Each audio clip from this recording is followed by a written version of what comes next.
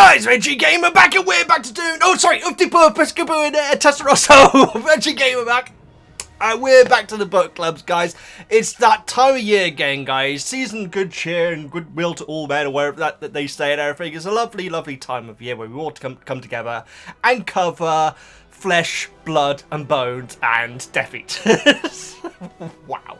Okay, so these chapters are excellent, guys. We actually do have a lot to talk about. I know that they're relatively shorter. That actually worked out in a kind of good way, because, quite frankly, I tried to do too much in November, guys, and I completely burned out. And so, we are doing 2 chapters today. There was talk of potentially doing 3. I feel like this was the right decision, guys. Because, like I say, we got a lot to talk about, guys. These are excellent chapters. I've got a lot of questions for you guys. Like, I really do. I want to know what your first experience of this chapter was, particularly for those who read the book before the movies, particularly them, but also the movie watchers as well, guys. Of how this chapter came across to you, the first chapter that we'll be covering, and you know what you thought was going on and everything like that. And it's so good, it's so good, guys. My God, it's dark. I'm wondering if Flesh, Blood, and Bone, which I think is the order, is the darkest Harry Potter chapter. I feel like there may be darker ones. I don't know if Lestrange torturing Hermione is in the books, but obviously that was a brutal moment in the movie. I'm not going to be okay with book Hermione in that scene. Not I was okay with movie Hermione. God. But yeah, guys. Absolutely fascinating. Cannot wait to check this out. So, like I say, guys, we are covering 2 chapters. This video might be slightly shorter than others. Like I say, slightly, because we usually talk for friggin' ages anyway. But there is another Harry Potter video coming your way, guys. If you're on Twitter, you will know what it is. Yes. It was an experience. Let's put it like that. It really, really was. And so there is another Harry Potter video coming your way soon. Which will be out before Christmas, I promise. And yes, guys. Oh, by the way, talking about Twitter, guys, I'm on Blue Sky. I need to start reminding, not reminding. I need to start saying this, guys, because I don't think I even mentioned it on YouTube yet. That I am now on Blue Sky, and so if you're on Blue Sky, go and give me a follow there, guys. My handle is VeggieGamer, all one word. Yeah, that keeps it nice and simple. I start to be a lot more active on there now, guys, and so if you want to go and follow me on Blue Sky, you can. I'm also on Instagram, Veggie_Gamer. That's the same for Twitter as well. I am on Twitch, but I haven't twitched in like, I think, over 5 years. My goodness. But yes, guys, enough waffle. Let's get into these chapters, guys. So if you're new here, hi, I'm Veggie. We're covering these Harry Potter book chapters in excruciating detail, as you may have noticed, with the runtime.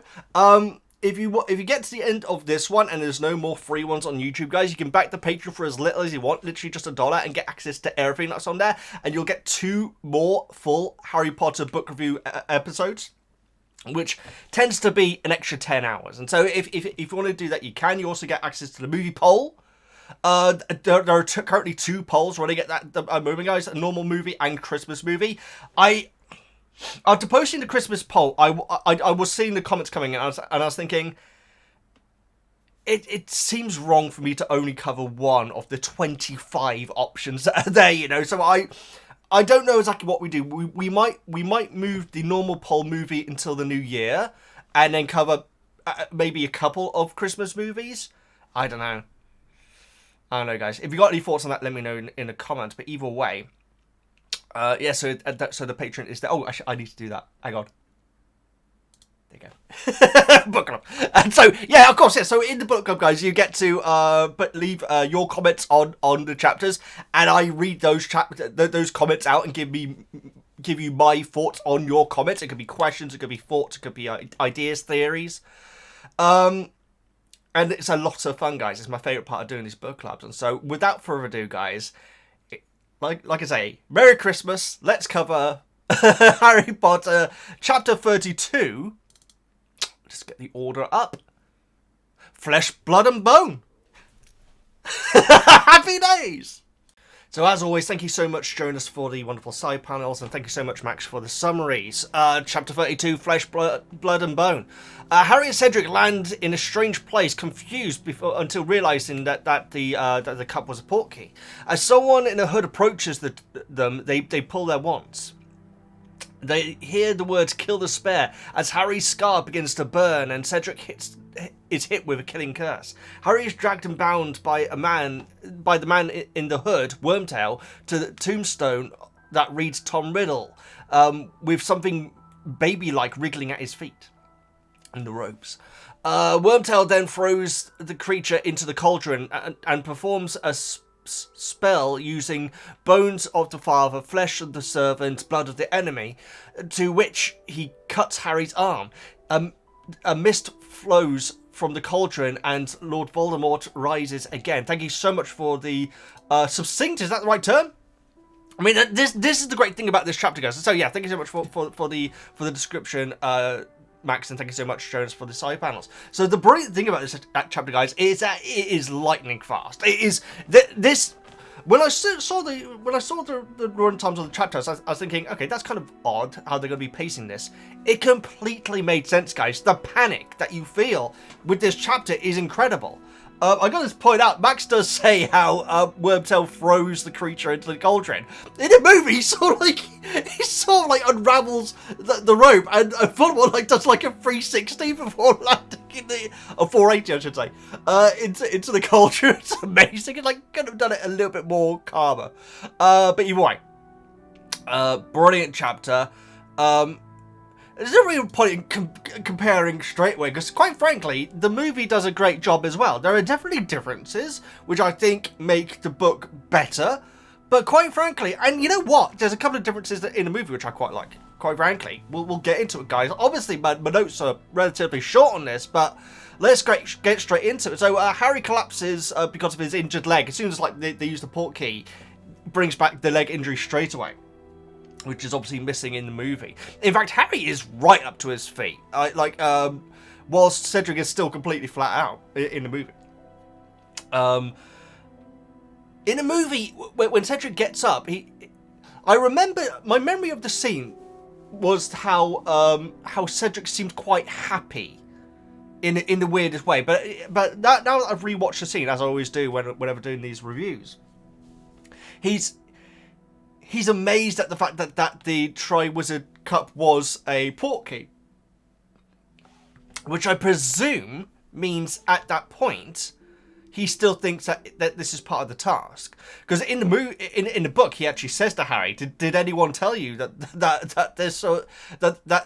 trophy was a portkey?" I really love that question, because they both know they've been fed loads of information from outside sources. It's like, did the person who cheated on your behalf tell you? That's my takeaway from that line. But I found it quite funny the fact that Cedric is like, "Oh, did you know about this? Because you know about the other thing, and I knew about this because all these people have been telling us all the cheat codes and everything." And so this is my first question to you guys. At what point did you work out that this wasn't part of the task? Presumably, when you first read it, or had it read to you, or whatever, you assumed that this was a surprise final part of the task. Or maybe the trophy glitched because two people held it at the same time. I'd love to know what your initial thought at this point of what was going on. Now, we hear about a church in the distance, which quite frankly is quite telling actually, because you don't have churches in the Wizarding World, do you? Or do you? Why has that never come up before? Obviously, we've talked about Jesus before in the book reviews. But do we have churches, mosques, synagogues in the Wizarding World? I have absolutely no clue. Have we ever been to a church? The wedding, we only saw the wedding reception of Fleur and Bill, don't we? Fantastic Beasts. Fantastic Beasts is the sort of series that would have a church in it. For some reason, I feel a Wizarding World church. Because the fact that Harry sees a church, to me, without even thinking about the fact that Wizarding World has churches, would be a sign of, oh, we're in Muggletown. Excuse the siren if you can hear it. That's so interesting. Yeah, but I have no idea. I mean, the thing is, religion is something which is never really approached in the stories from what I gather. There certainly isn't a church in Hogsmeade, and you'd absolutely think that there would be. Is there a church in Hogsmeade? Where are people buried? Where? Oh my god, this is a horrible blooming question, guys. But where are wizards buried? Merry Christmas, everyone! Oh my god, what a start to this.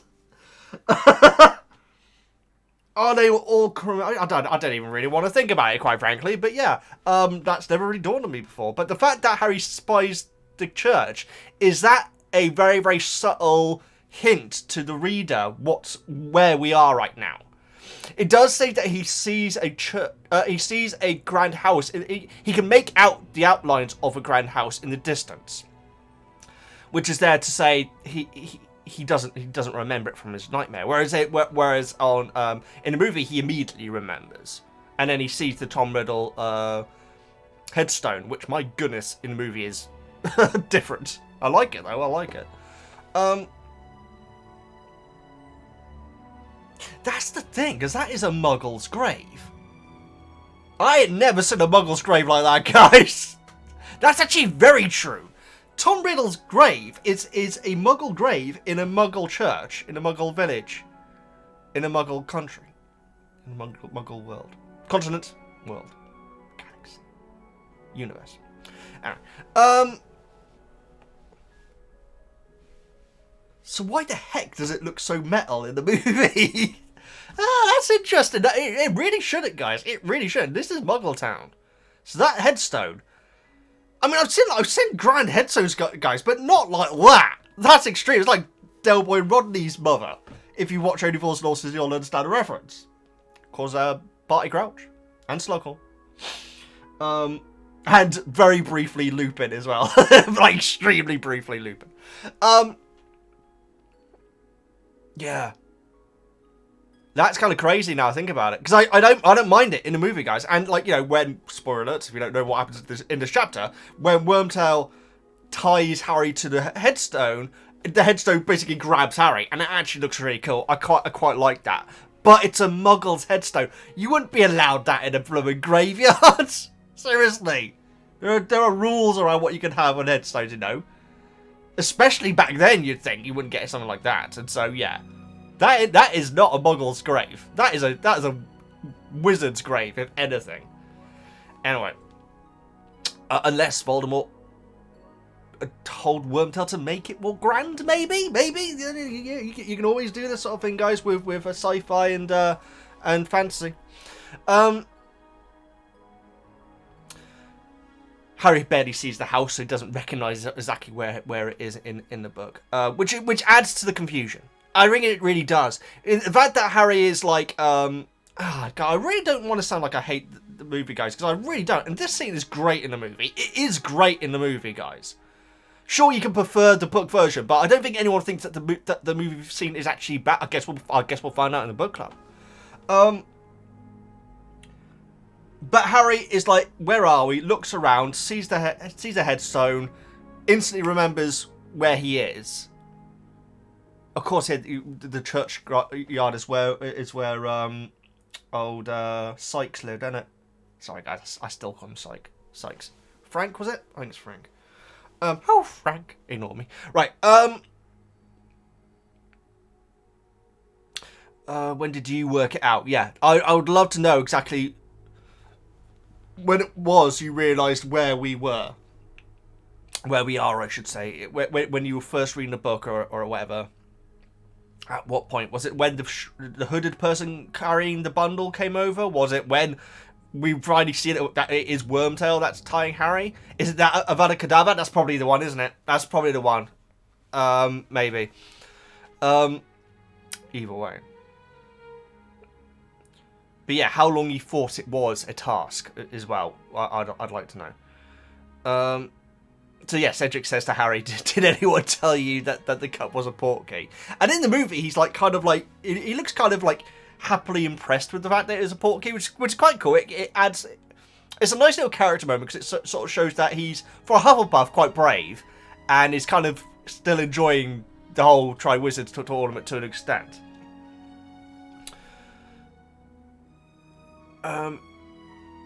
When they see the person walking over, Cedric turns to Harry and says, "One's out. One's out, you reckon?" And I really like that. I wonder if "one's out" is like a really common term. I don't know how... I'm sure it must be used a few times in the movies, guys. I can't think of any right now. But "one's out" is probably a really common term for when someone feels a bit threatened, you know? And so I really like that. I thought that was cool. It's interesting that you don't have to leave your wand at Hogwarts. Because even in an emergency, it's seen as a bad thing, isn't it? To use magic. Anyway. But yeah, I'd imagine "one's out" is like a really commonly used term. And it probably is used throughout the movies. I just can't think of any other examples. Harry's glad that Cedric said that first. Which I'm not 100% sure exactly what that means. I don't know if it means that Harry didn't want to seem scared, maybe? Or... I'm not sure. I'm not sure what that line meant. Or is it the fact that Cedric's taking charge? Maybe, I'm not sure. I'm really not sure. So the person is wearing a hood. Obviously, in the movie, it's completely like as soon as Wormtail appears, you see him right there. You see Voldemort right there as well. Whereas in this, it holds off Wormtail, and it really expertly holds off Voldemort's appearance. It really does, guys. I will get into it, but there's a really nice technique that the author used here, where it just builds the panic so much, you know. That's what I mean where Harry immediately realizing where he is and saying we need to get back to the portkey and everything. It does take away from the horror of not knowing what's going on. Because that's what's so brilliant about this chapter, is the fact that there's this mad panic, and Harry's in agony and everything, and he can barely see what's going on and everything, and he doesn't, and we as the reader still don't know what's fully going on. It's brilliant. It's absolutely brilliant.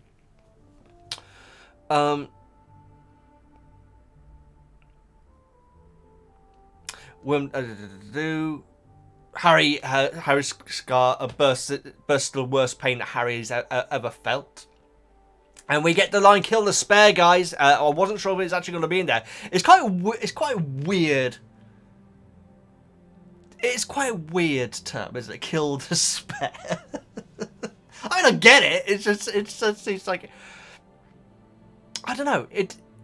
I feel like there could have been an more evil line for him to say, you know. So as Harry's like, you know, on the ground, like, you know, like pain, like searing his mind and everything, he just hears a thud next to him. That's brilliant. It's so well done.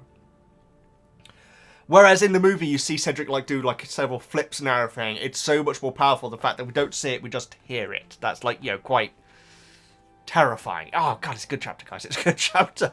Yeah,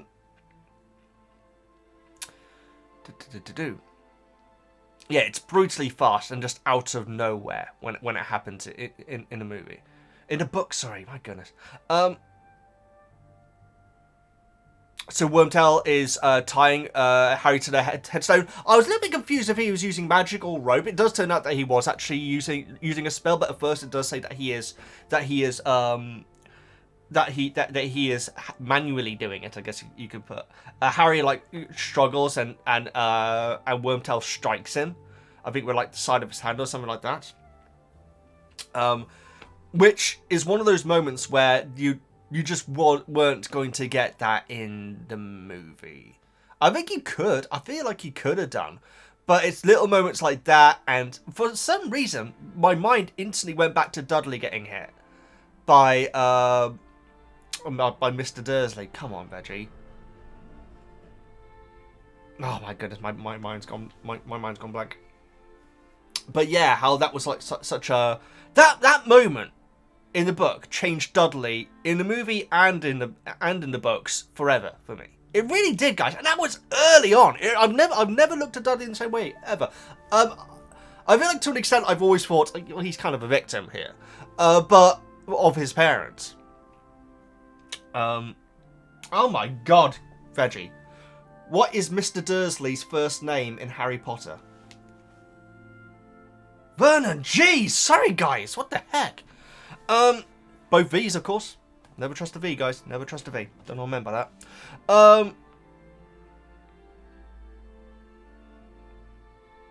But yeah, for some reason, when it had Wormtail striking Harry, it made me remember that Dudley moment. And that really... There are certain bits in these book reviews where my thought patterns or characters changed forever. And that really was a big one for me, guys. Since then, I have always felt really bad for Dudley. And I feel like to an extent there was a little bit of pity for him before, but since then, seriously. Anyway, I don't know why I'm getting so sidetracked, guys, but for some reason... The thought of Wormtail doing that to Harry really reminded me of Dudley. Wormtail, by the way, is extremely nervous, and I really like that decision. In the movie, he isn't. I feel like the way that they had Wormtail moving and his facial expressions, were going for a different kind of horror. Whereas the fact that Wormtail is freaking out in the book, to me, personally at least, is scarier. Though Timothy Spall obviously did a fantastic job.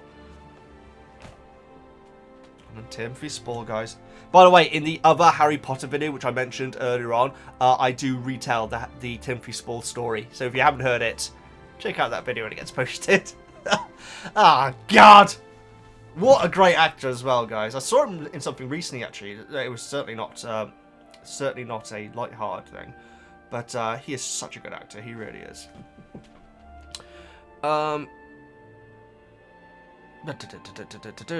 Considering how few notes I have, I'm still getting lost. Yeah, I can start deleting. There we go.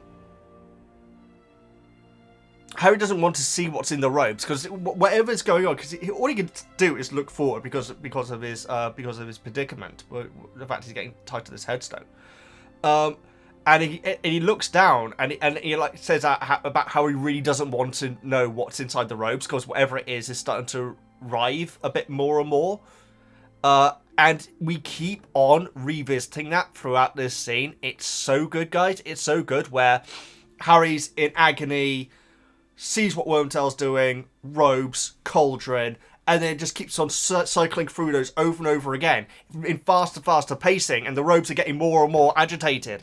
Oh God, guys, this is so good. I don't know if you could do that in a movie or in a TV series in as good way that this is written, because the fact that it kept on going between the four things that Harry is panicking about, brilliant, absolutely brilliant.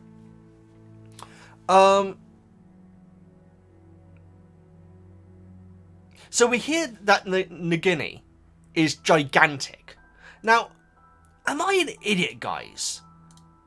I don't think Nagini in the movie is gigantic. I think it's freaking big. I think it's big, but I don't think it's unrealistically big. I feel like there probably are snakes that are as big as Nagini, right? I mean, I have no idea, guys. I mean, I'm not scared of snakes, guys, but that would be interesting. Nagini is big. But I feel like in the movie that maybe Nagini is actually meant to be even larger. In the book, sorry, my goodness. I could be wrong. But yeah, my interpretation of the movie one was always that it was very large, opposed to gigantic. But yeah. But then again, that could be Harry's, perception of it, Did we ever hear back from that snake that Harry let out? I don't think we do we? Either way. I've also got a question coming up. At what point did Nagini... Oh, no, that's in the next chapter. What point did Nagini come into, to serve Voldemort? As that seems to be a bit of a lost moment, really. I presume that it is after Wormtail finds him. Maybe. I'd imagine so. Anyway, if it's covered, I'd love to know. As the cauldron is described, it keeps referring back to the bundle getting more agitated and the panic that brings up. Yeah, absolutely brilliant. So Voldemort's body, as it is, looks scaly-like, but I don't think it's actually meant to be scaled. And it's dark red a dark raw reddish black, which sounds absolutely friggin' mortifying, guys. I mean, Voldemort in the movie is just like little baby Voldemort, isn't he? Which I didn't see, but I did see the other. You'll see what I mean. You'll see what I mean. Red eyes again, as is the movie, as is the book version. When Wormtail is unraveling baby Voldemort, even Wormtail looks repulsed at this thing, which is so interesting, guys. Again, there's none of that in the movie, but Spore still does a fantastic job. But it's very, very different. It's brilliant how fast this chapter is. Yeah, this is the point where I was thinking this is inspired. This is such a right decision to keep the chapter so short. So as Wormtail puts Voldemort into the cauldron, Harry keeps thinking to himself, let it drown, which is a dark thought for Harry, but you know, he's in such panic here. And in the movie he's still kind of playing the tough guy to an extent, because there's a brilliant bit where Voldemort, which is a movie exclusive, guys, where he uses his bare foot, this is fully grown Voldemort, to like turn Cedric's face and says, such a pretty boy, or something like that, handsome boy. And Harry says, don't touch him, or something like that, which is cool. I don't mind it, guys, but here in the book, I'm gonna get that wrong every single time again, aren't I? In the book, there's no time for Harry to be like that. There really isn't, because it's absolute panic. And the thing is they're like, quickly, like in Voldemort's, I say, quickly do it now, and all this sort of stuff. It's like they have seconds to spare, you know, before something comes and stops them, you know. In the movie, particularly when Wormtail's doing his little speech and everything, his summoning or whatever, his spell, there's a lot of dramatic pausing and looking and everything. Whereas in the book, it is like we need to get this done right now, you know. And Wormtail sobbing and everything as he's doing it all. So bone of the father, unknowingly given, you will renew your son. Now, this is covered in the movie, but you only get the first part of it, and so you don't get you will renew your son.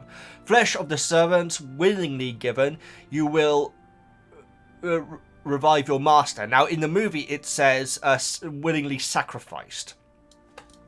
Not that that's significant at all. I've got to admit, guys, I don't remember the silver hand thing at all from the movie. That must have just been something which got completely erased from my memory. I don't remember the hand being silver at all. But that's in the next chapter. So yeah, at this point, Wormtail is absolutely sobbing, which makes sense for his character, because I don't know how much of a coward he really is, guys, to be honest. I feel like he's in a really, really bad situation, quite frankly, and he's made a choice. But yeah, in the movie, he's quite confident that Voldemort is going to repay him. Whereas in the movie, he looks, sorry, in the book, he's absolutely mortified. When he cuts off his hand, he's in agony. He's like on the floor. He talks about his stump and everything. Oh God, it's horrible, guys. Brutal chapter. But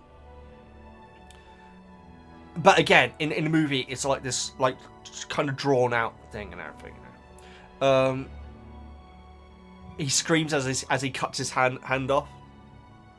I don't think I think he doesn't scream, but I think like he does at least vocally make it obvious that he's just got his hand off. But yeah, I feel like he gets over the pain quite quickly compared to the book, you know, because he's until the next chapter in absolute agony. Blood of the enemy forcibly taken, you will resurrect your foe. Cuts Harry's hand. In the movie, it's just like a little bit of blood on the end of the knife. In the book, it is like he's got like a chalice to put the blood into, so you get the impression that it is a lot of blood. And Harry's already in a very bad state after everything that he's just been through, so it is this must have really given a lot of people nightmares. This chapter, seriously, it is absolutely terrifying. For a kid, it must have been such a different feel. Like, everything is irrelevant now. Spew. I don't know why mine goes straight to Spew. Spew's irrelevant. Maxime and Hagrid's irrelevant. You know, everything that's been happening, that's been so important in this book, is now completely meaningless, and all we have is this terrifying happening. Right. Wormtail collapses after doing the deed. Harry is still thinking to himself, "I hope it's drowned. I hope it's drowned." Just that term, like, you know, our hero saying that is mortifying. We get naked Voldy. He's naked, guys. In the movie, he has like a magical robe, I guess you'd say, because it appears around him as he forms. Whereas no, we have straight up naked Voldemort, guys. He says, "Robe me," and Wormtail one-handed puts his robes onto him, probably getting a lot of blood all over him.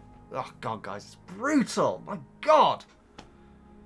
Considering how light-hearted several of these chapters have been in this book, my god, this is horrendous.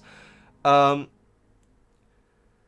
Harry does seem to recognise the face, which is interesting, guys, because obviously the face in Philosopher's Stone, the movie, is pretty different than Ralph Fiennes. Yeah, it's pretty different. And I always assumed that it was kind of canonly meant to be different because of, you know, the way that he's been formed and everything. But no, Harry immediately recognises the face. I mean, that's 26 minutes, guys. 27 minutes exactly. Absolutely brilliant. I mean, when it comes to a chapter, obviously we have comical, funny chapters, guys, and you know, you can debate how well the comedy was done in it. When it comes to the horror in this chapter, it's absolutely inspired. It's absolutely bloody terrifying. It really is. And Cedric, just like the brutalness of just, yep, that's him done. In fact, when watching the scene back, I was thinking, when Cedric does the boosh, so I'm flying back and everything, it did take away from the moment in a weird way. If he had literally just gone Avada Kedavra, green flash, boom. I got no real problem with what they did in the movie. I feel like the movie's seen as good, but the book version, the fact that we don't even see it in the book is actually terrifying. The fact that we just hear it, and Harry immediately knows what's happened. Brilliant stuff, guys. Brilliant stuff. That's it. That is the first chapter I've done in under half an hour in a long time. But my god, was it worth it. Let's get into chapter 33, The Death Eaters. An even more happier chapter.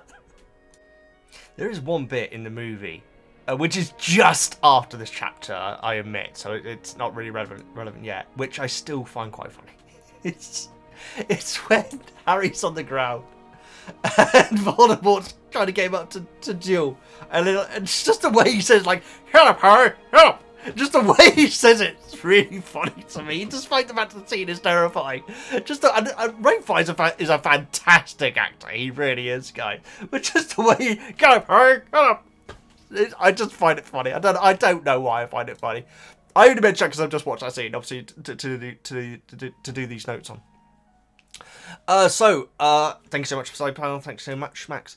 Jones for the side panels. Thanks so much, Max, for the summaries. Voldemort checks to make sure everything physically has come back, and make sure his nose hasn't. Very nice.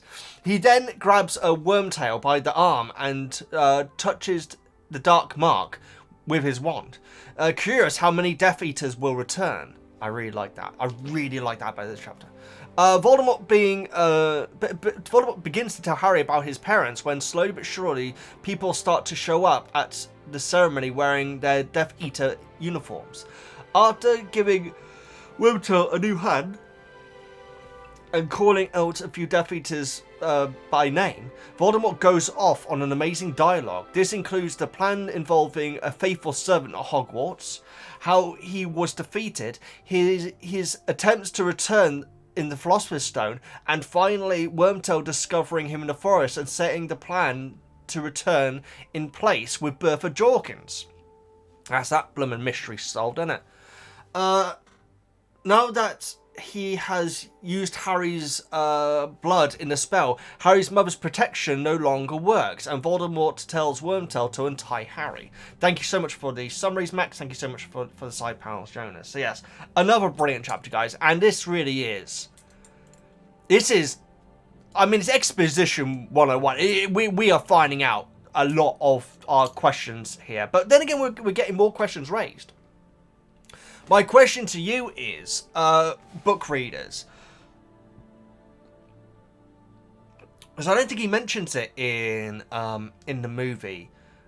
When Voldemort said about his loyal servant being at Hogwarts, who was it that you thought it was? Did you go Route 1 and think Snape? Did you think Karkaroff?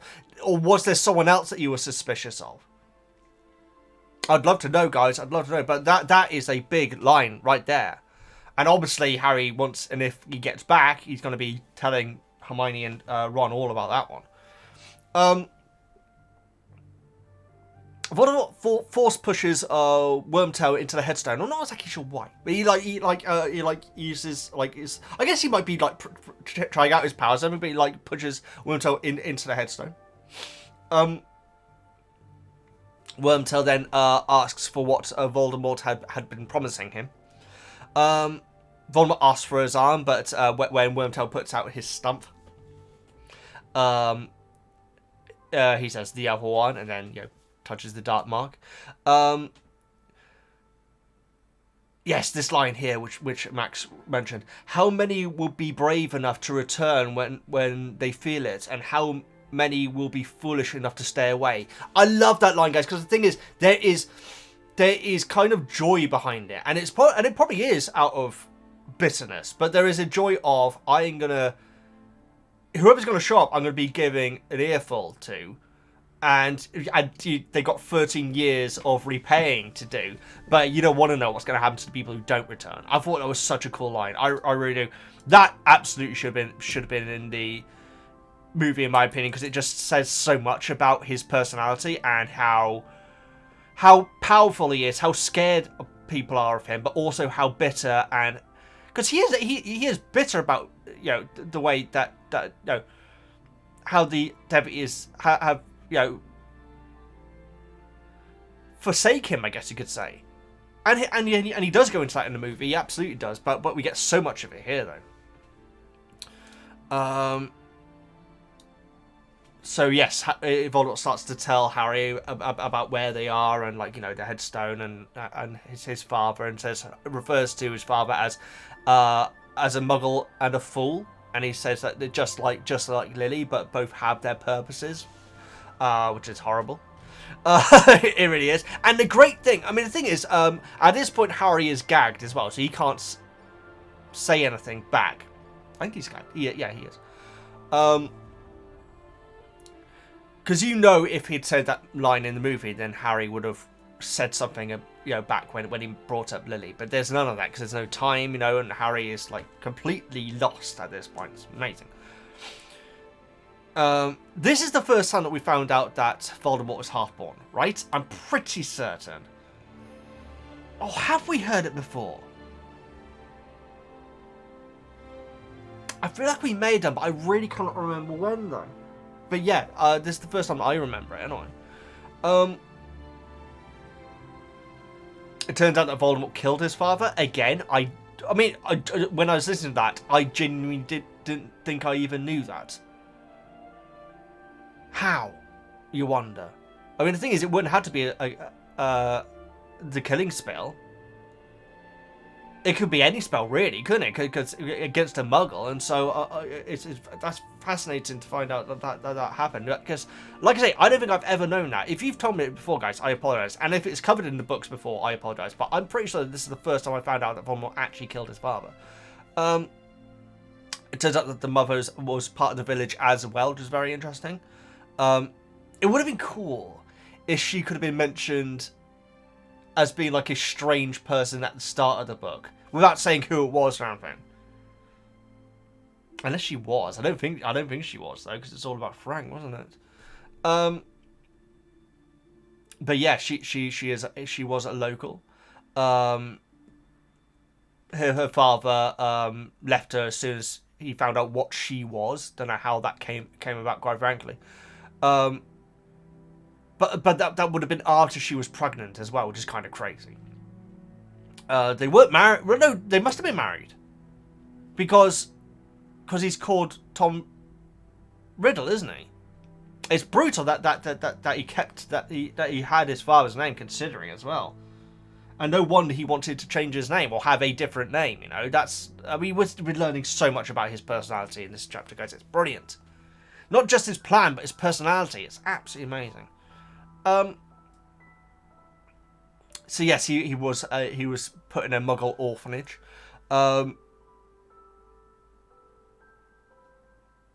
Death giving birth.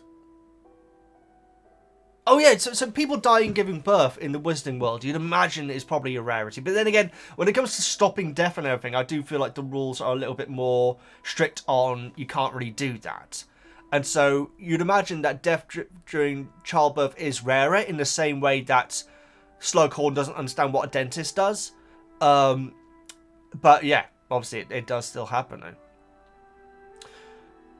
Yeah, kind of crappy that he kept his father's name. And I guess that he could have asked for his name to be changed at the orphanage, maybe? I don't think that there'd be any issue with that, would there? Maybe from a legal standpoint, but it's pretty horrible though, guys. Considering what he felt of it. And also, how old would he have been when this all happened? If the mother died in childbirth, then he was obviously a baby. Call me a scientist, guys. Then he would have... Was he then raised by his father? I think he must have been, right? What we do and don't know about the Riddle family, guys, I am struggling with right now. And I'm so sorry if I'm forgetting something from the previous books. Seriously. Yeah. And then he killed his father and then was taken to the orphanage. Jeez. But yeah, I don't know what age though.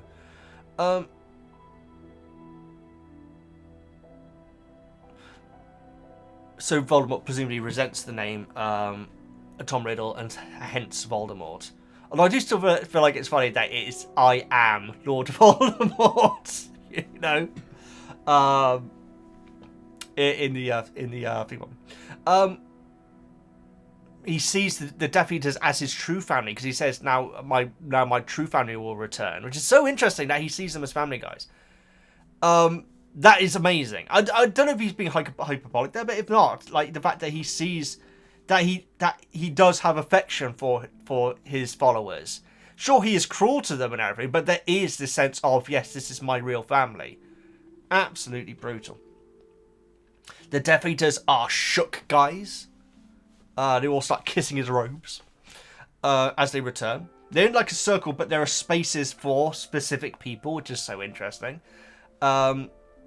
I got down here, why are they called Death Eaters? Is it just because it's quite a scary term?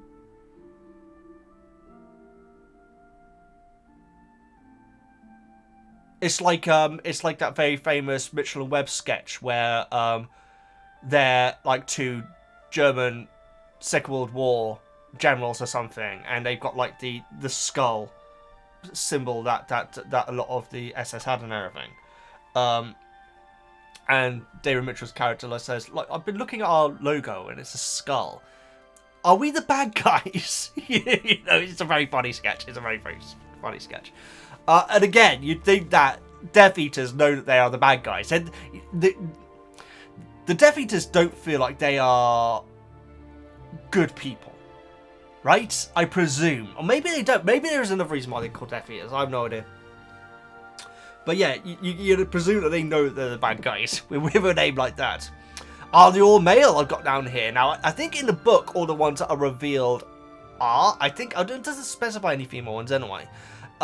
In the movie there is one, but they don't say anything. In fact, it's a bit of a weird cut where Voldemort's been like, you know, wiping the masks away from the Death Eaters, and they've been like falling down to their knees and everything.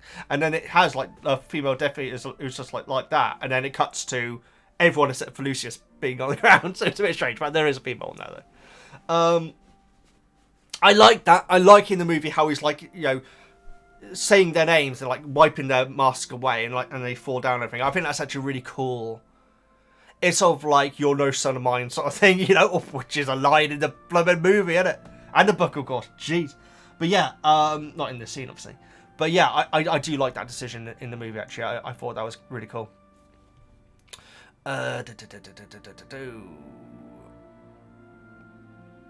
So yeah, Voldy starts chastising them, like saying, "Where were you?" and everything, and you know, mentions the steps he had to take to avoid mortal death, which is a very nice foreshadow, guys.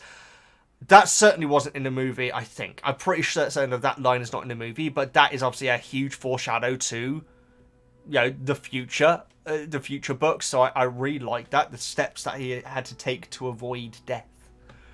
He refers to Dumbledore as the champion of Muggles, and starts using the torture curse on a Death Eater who fell in front of him. He's like saying about how like none of you tried to find me and everything. You know, one of them like drops down and like he starts crucioing straight away. But he's doing it all so calmly though. It's so good, guys. Harry starts to, because the Crucio is such a loud thing with like the screaming and everything. Harry does hope that someone will hear it and the police will be called. Which would be amazing. Actually, that'd be terrible. They'd just like instantly kill the Muggle police. So we hear about Avery, who I think that's a new name to me in the Wizarding world.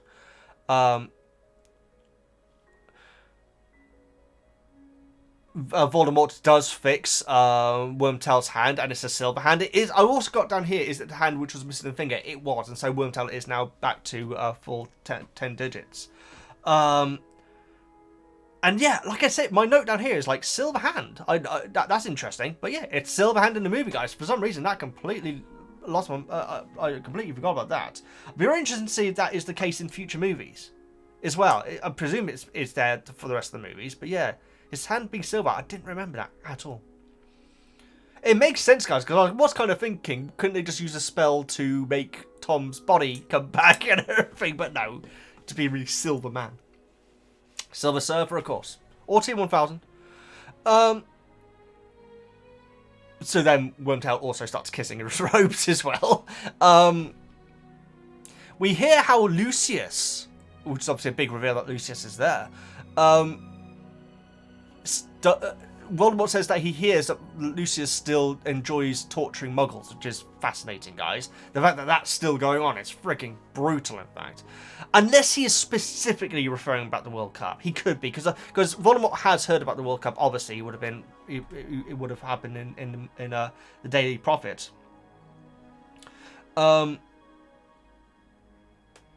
Yeah, maybe that's what Voldemort is referring to when it comes to torturing Muggles. You'd imagine it probably is, in fact, because when he said that, I was thinking, oh wow, is that what Lucius does of a weekend? But no, I feel like he's specifically talking about that.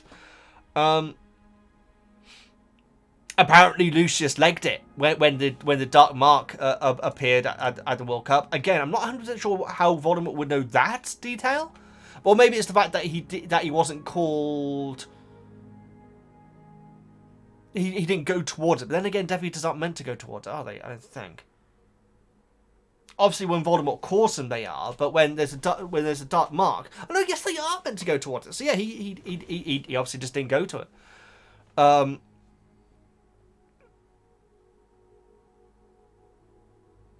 We find out at this point that a faithful Death Eater set it off, so that is absolutely confirmed that Winky definitely. I would have thought that Winky would have done. But yeah, or could, but yeah, that is now confirmed that it was a faithful Death Eater that set it off.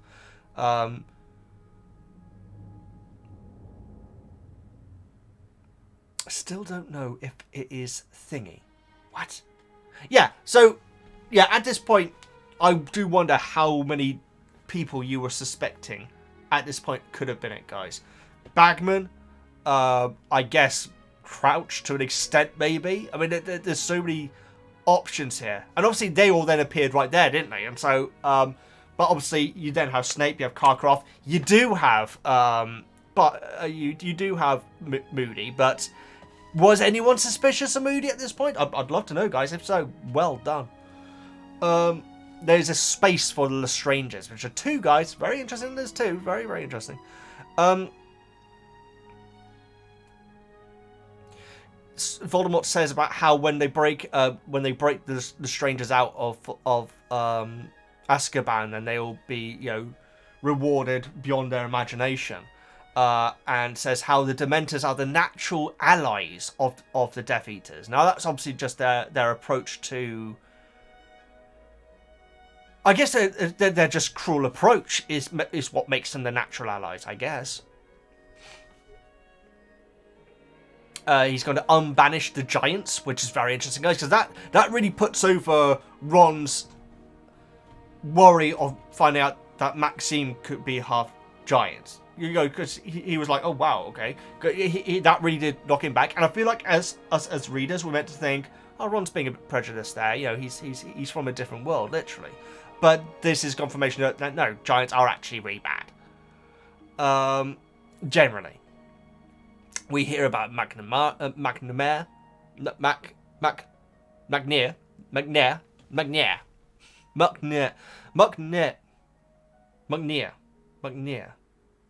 I don't know why what that name. Anyway, I don't know why I'm struggling with it. Crabbe and Goyle, of course. In the book, they are next to each other. In the movie, they're not next to each other, and I do prefer that because it is a little bit like Crabbe and Goyle are always together, so are their dads. Whereas in the movie, they're in different parts of the circle. I'm pretty certain. Not as well. There's a space for 6 people, 3 of which have died. I wonder if there are people that. I don't Quirrell would be one though. But 3 have died. 1 is too cowardly. 1 is left him forever. And 1 is his most faithful servant. Which is interesting. I presume that the left him forever and the cowardly one are Karkaroff and Snape. You'd imagine that right now at Hogwarts, Snape is going nuts. And getting. In fact, Snape is probably thinking about. Obviously, there's going to be a little bit of confusion of, oh, they haven't come out yet, or oh, the cup's been taken, but they've disappeared. So there would be a bit of confusion. But as soon as Snape starts going, hey, look at this, BS, and he's sworn then, that would be. I'd love to see that. We can't see it because obviously we don't want that secret reveal. But I'd love to see what that moment was like, because it would have been Snape would have been the first one, and obviously Karkaroff, and Karkaroff wouldn't be.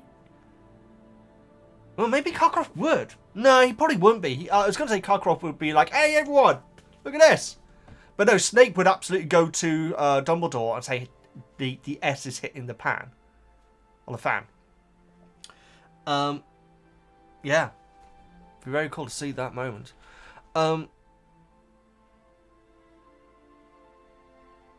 Did you think it could have been a red herring, and who else did you think? Yeah, like I say, guys, at this point with the faithful servant, where was your mind going? And if it was going for Snape, guys, that just means that is very well written. So there's no shame in that at all. I like the fact that Voldemort refers to what's going on as a rebirthing party to Harry. I kind of like that. It's quite sweet, you know. Just realised that if I can get through the rest of my notes in 7 minutes, which I won't be able to do, we still got plenty of notes, and we'd be under an hour finishing the chapter notes, which should be a first. But no, we still got plenty more to cover, guys. We really do. So we got the line, I can touch him, although I think in the movie it's I can touch you. I think it says. And in the I feel like in the book he like touches his arm or something rather than his scar particularly, but he just does it very casually. Whereas in the movie it's this massive over the top thing, guys. And I think they both work brilliantly. I really do. I feel like that the movie version looks horrifying, whereas in the book you can do a more subtle thing of him just touching, and suddenly Harry's in this absolute agony. And so yeah, I feel like that they're both excellent. But yeah, the movie version is so over the top, and you can tell that Voldemort's really savouring this and seeing it as this huge moment for him. I did feel like the line may have been a movie exclusive, but no, it was there, guys, although it was slightly changed. But yeah, it's much more casual in the book. Voldemort's goal was to conquer death. I don't know if that, when he says that, he means like that is his ultimate goal beyond anything. You'd think it may be. And how like the curse that he tried to do on Harry should have killed Voldemort, but it didn't. And so in the weirdest way, when Voldemort survived that, it was basically indictment's the wrong word, but it was clarification. It was a result of, oh, my plan has worked. I am invincible, really, right?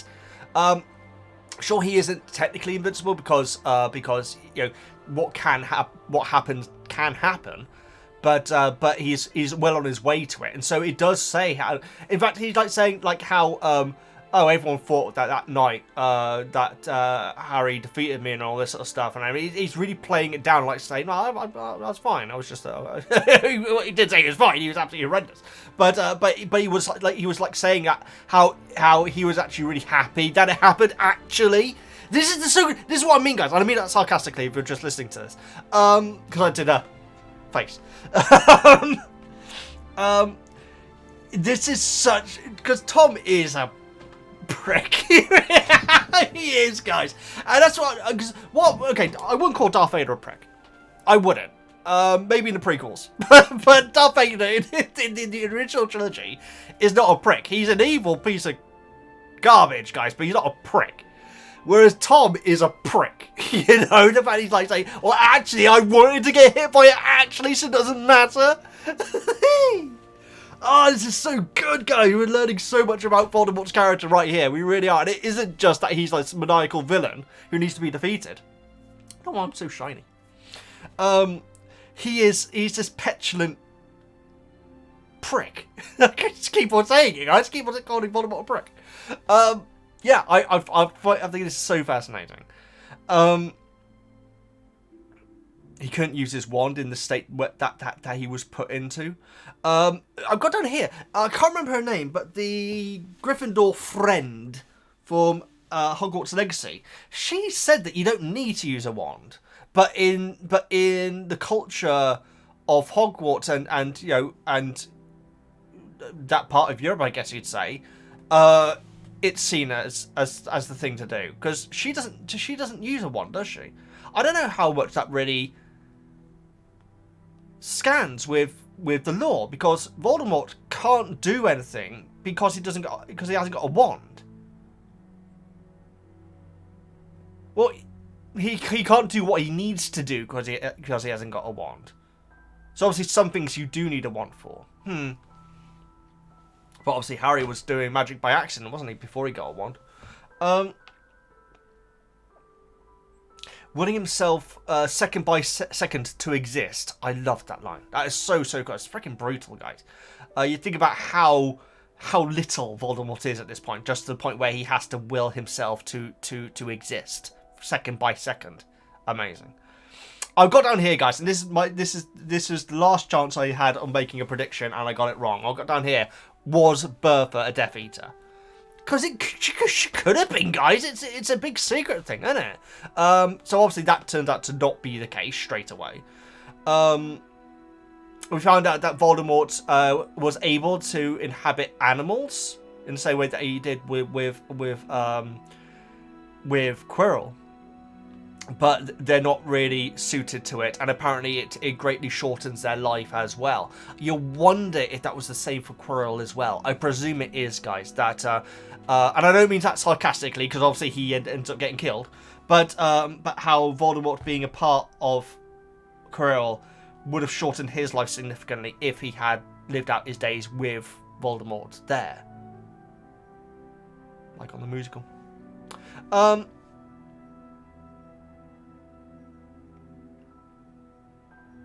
But we do find out how Quirrell died here, which I'm really glad, guys, because that has always confused me. And I appreciate the fact that you guys didn't just straight up tell me, or maybe you did. If you did, I apologize. I must have forgotten.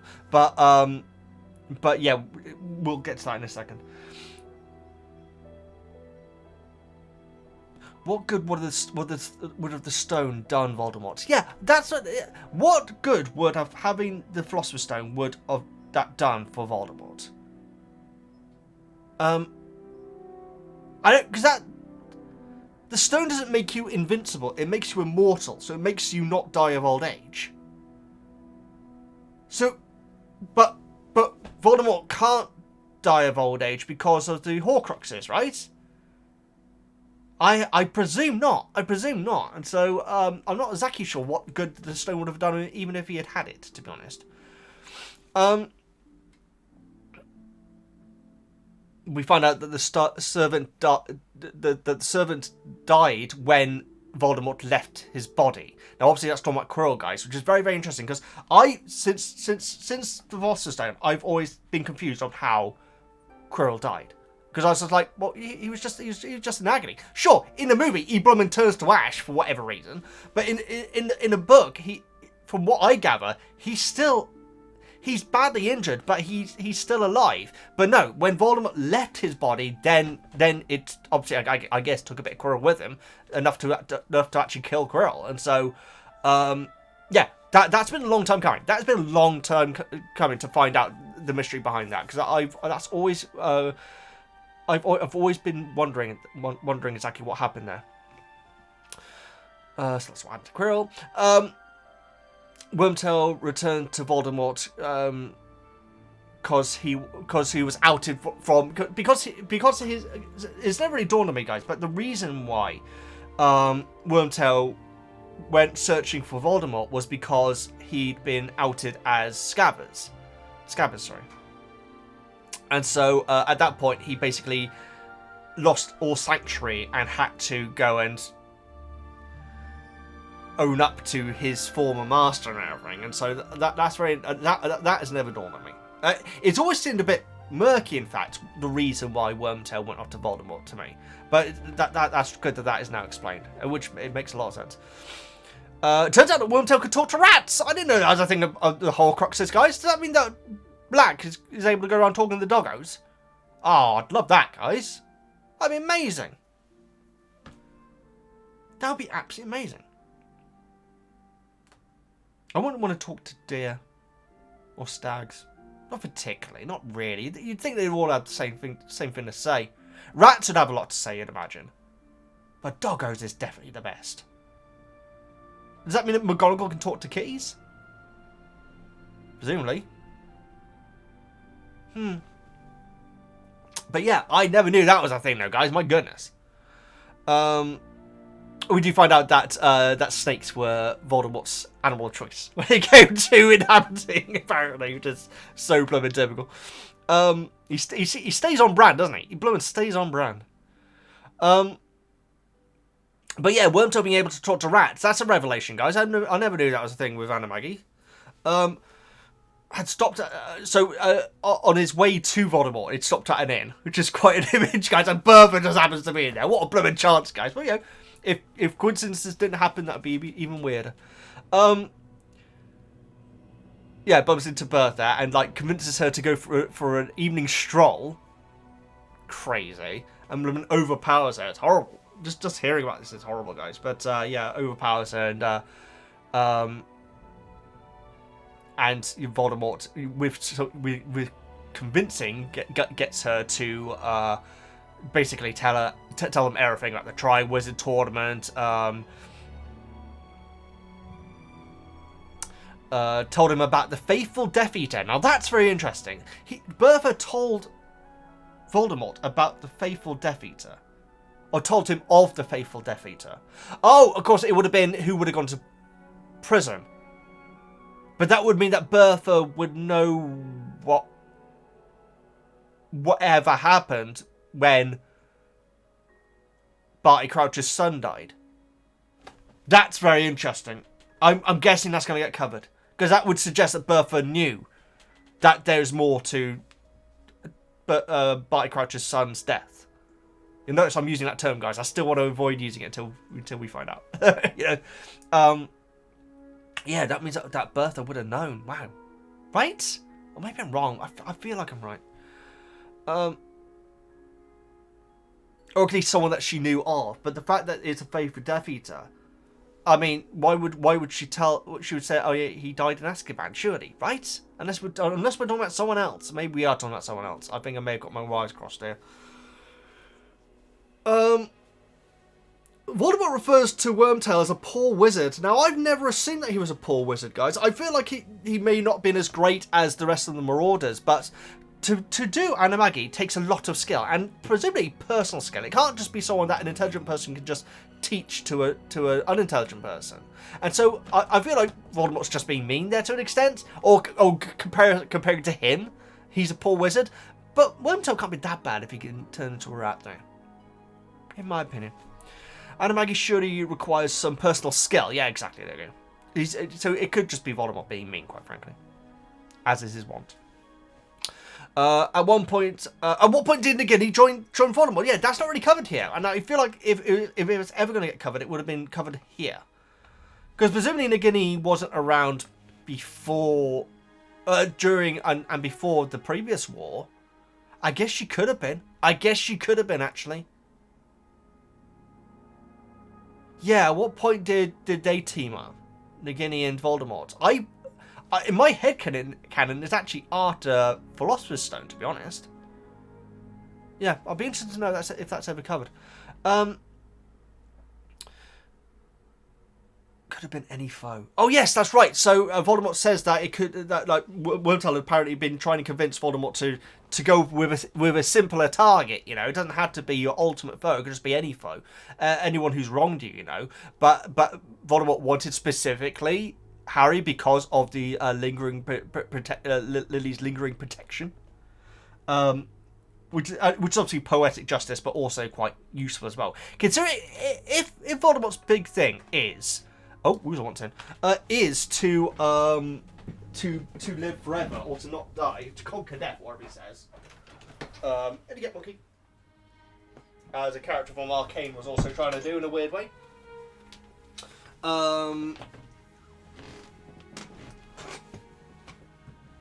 Then having that extra bonus of having that protection, or removing that protection, whatever it is, it makes sense for him to go for Lily's son, Harry. If you didn't know that, spoiler alerts. You're right, Monkey. I need done the notes. I'm getting right through it, aren't we? We're getting right through it. Oh, an itchy eye doodle. Oh, there you go, Monkey. It's all right if I finish these notes. I've only got 5 more lines to go. Yeah, is that okay? Good go, Monkey. It's unusual for you to want in this early. D? Who's D? Oh, Dumbledore. Dumbledore invoked an ancient magic for when he is in his... Oh yeah, so we find out here. Now this is fascinating, guys. And it's something which I know I've asked a lot of questions about, you know, the relevance of the reason why Harry has to go with the Dursleys and everything. And you guys have been saying it'll get covered in the books and everything. I feel like this is the first hint that we have towards it, guys. We find out that Dumbledore apparently put an ancient magic for when Harry is, presumably on Harry, when Harry is in his relations' care. That's the way it puts it, relations. I've got down here, is that still the case now? Presumably? Or was it up till Hogwarts age? Because obviously Harry going off to the World Cup was a bit of a security risk there, but at the same time, all the auras in the world were there, you know? So, I got here, could have left him with the Dursleys for his entire life, but that would mean that Harry would grow up without learning magic. Which wouldn't be the worst thing in the world, but well, I say all his life. Obviously, he would move out eventually. In fact, probably at the age of 18, quite frankly, knowing the Dursleys. But yeah, him being able to defend himself obviously becomes very, very important with the Defense Against Dark Arts and the Lark. And that Lark. Voldemort refers to Dumbledore as crooked-nosed... crooked nose of that... Oh, yeah, oh, that's right, yeah. Keeping a watchful eye under the crooked nose of that muggle-loving fool. Which is amazing insult. I love that so much. The boy you all believe was my downfall. Yeah, he's like really like saying, oh, they had all this protection and everything, and also he was just lucky anyway. The bitterness of Voldemort here is poetic. It's so good, guys. It's not what you'd expect from your big bad. You'd expect them to be more stoic and evil and like, you know, very, very sure of themselves. Whereas here, he's really annoyed that everyone thinks that this little kid freaking defeated him. I love it. I freaking love it, guys. Such great characterizing. He crucioses Harry, which is the first time Harry's been cruciated. Yeah, of course it is. Oh yeah, so at this point in the book, I was thinking, how is Harry going to get on this? I actually couldn't remember, but it turns out that Voldemort, because of his bitterness and his ego, wants a freaking duel. And so, but at this point in the book, I actually didn't know where it was going to be going. And yeah, how Voldemort says that Harry was just lucky, and now he's going to prove it, and like unties Harry, and they're going to get ready for a duel, guys, which is going to be emotional. Great chapter, guys. Both chapters. I don't really want to, but if I was to pick my favourite, Flesh, Blood and Bone.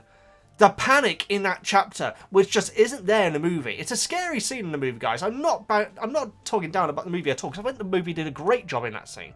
But the panic in the movie version is so powerful. It's so powerful, guys. And so absolutely brilliant. Now let's get over to... oh, no, I need to do it like that, don't I? You ignore me, guys. By the way, sorry that this is late, guys. It is a few days late. Like I say, I just burnt myself out in November. Sure, I know that the thing is, guys, that I really loved Arcane. I really did, guys. If you want to summarize a show which is basically designed for one person, that was basically designed for me. And I knew nothing about League of Legends going in. You know what, guys? If you sit and watch Arcane, not knowing anything about League of Legends is actually ideal. It really is. That's the best way of doing it. And so, sorry that I did dedicate my life to Arcane. I basically did for several days, but I loved every single second of it. That second series was so good, guys. Apparently some people were down on the way the second series went for a certain character. I thought it was brilliant. I really did, and that was one of my favourite characters from it as well. So so thank you so much for your patience on this. I'm so sorry about the delay. But now, without further ado, let's get into already. This is insane that we're already moving into the book club. But like I say, guys, I feel like this is the best way of doing it. It would have been very difficult for me to fit in a third chapter here. So for me to get like a bit of a lighter month, if you know what I mean, is greatly appreciated. Now I know that in the book club, guys, because Patreon has moved around a lot. People.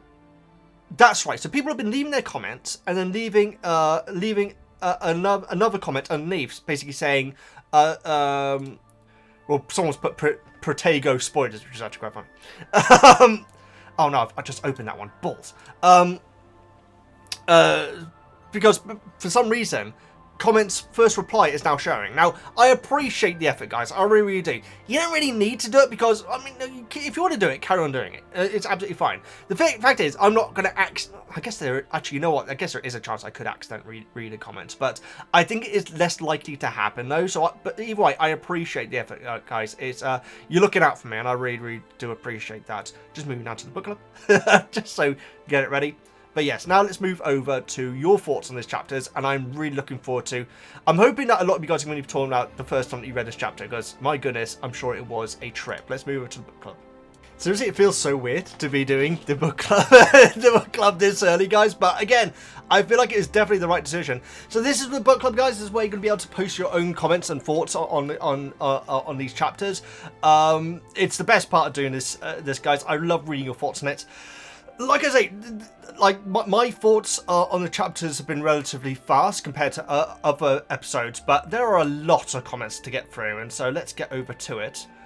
Starting at the start, you see what I mean with like the buffer comments and everything.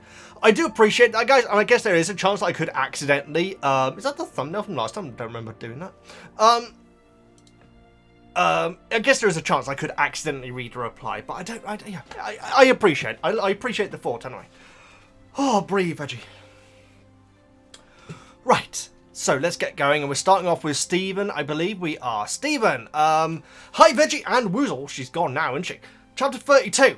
I can picture this chapter in my head perfectly and see exactly how a book accurate version of this would be in a film or TV series. It's terrifying. I hope they lean into the horror aspects of this scene. I do think the movie did a good job here, though. Voldemort's portrayal was the most terrifying in the series here. Apart from when he goes, "Get up, Harry, get up." For some reason, I find it hilarious. I don't know why. In my opinion, for a book accurate Voldemort's face, you should check out the original design for Philosopher's Stone movie. Oh, interesting. You know what? Is it like a lot more animalistic with like teeth and everything? Because I think I saw it a couple of days ago. I think it may have been. It's like a lot more of like a animal jaw. If that's the thing, then I saw it a couple of days ago. Crazy. Like the actual one, I saw it. Chapter 33. We learn about Voldemort's family and how tragic it is. I wish this was kept in the movie. It fleshes him out so much more as a villain. It's true. It's true. The thing is... Oh, my goodness. The thing is, they left out so much in the book, in the movie. And so... I'm not surprised that they cut it out, but we really get to know Voldemort's personality so quickly here, which is amazing. He clearly suffered from complex PTSD as a child. I know we're supposed to hate him, but I just feel sad for him. Well, isn't that what Harry says in a later one? Like says, "I feel sorry for you," or something like that. Yeah, I mean that's the sign of a good villain, guys. You know. Having a tragical aspect to them. What did you think? Was there anything you didn't expect in these chapters? The panic in chapter 32. It was so well done. It was brilliant, in fact. And I loved how much we got to hear from Voldemort. It was essentially a speech, that chapter. Yeah. His personality being put over so much, that's certainly not what I expected. Stephen, thank you so much for your comment. There we go. Benjamin. And this, ladies and gentlemen, was the scene that made me wet myself as a kid. Amazing. The German version of the audiobook was the first entry of Harry Potter. Was my first entry Harry Potter ever. Yes, I started with book 4. How interesting. I feel like you probably could do that, but there'll be a lot of question marks about who Sirius Black is and stuff, I'd imagine. I was 7 years old when I listened to these chapters in bed right before sleeping. I really was half asleep when Voldemort spoke for the first time. In the German audiobook, he has a really deep voice, with an echoey effect. I was so terrified at that moment. I think I never finished this book until several years later when I did. I properly restart when I did a proper restart with book 1. Wow, Benjamin, that's crazy. And the thing is, this is right at the end of the book as well. I mean, if it's scared you that much, it's scared you that much. But yeah, it's and you know they're the chapters to do it. They're absolutely terrifying. Thank you so much, Benjamin. Yes, Benjamin. Sorry, for some reason I thought it was Ben for a second there. Thank you so much, Benjamin. CJ!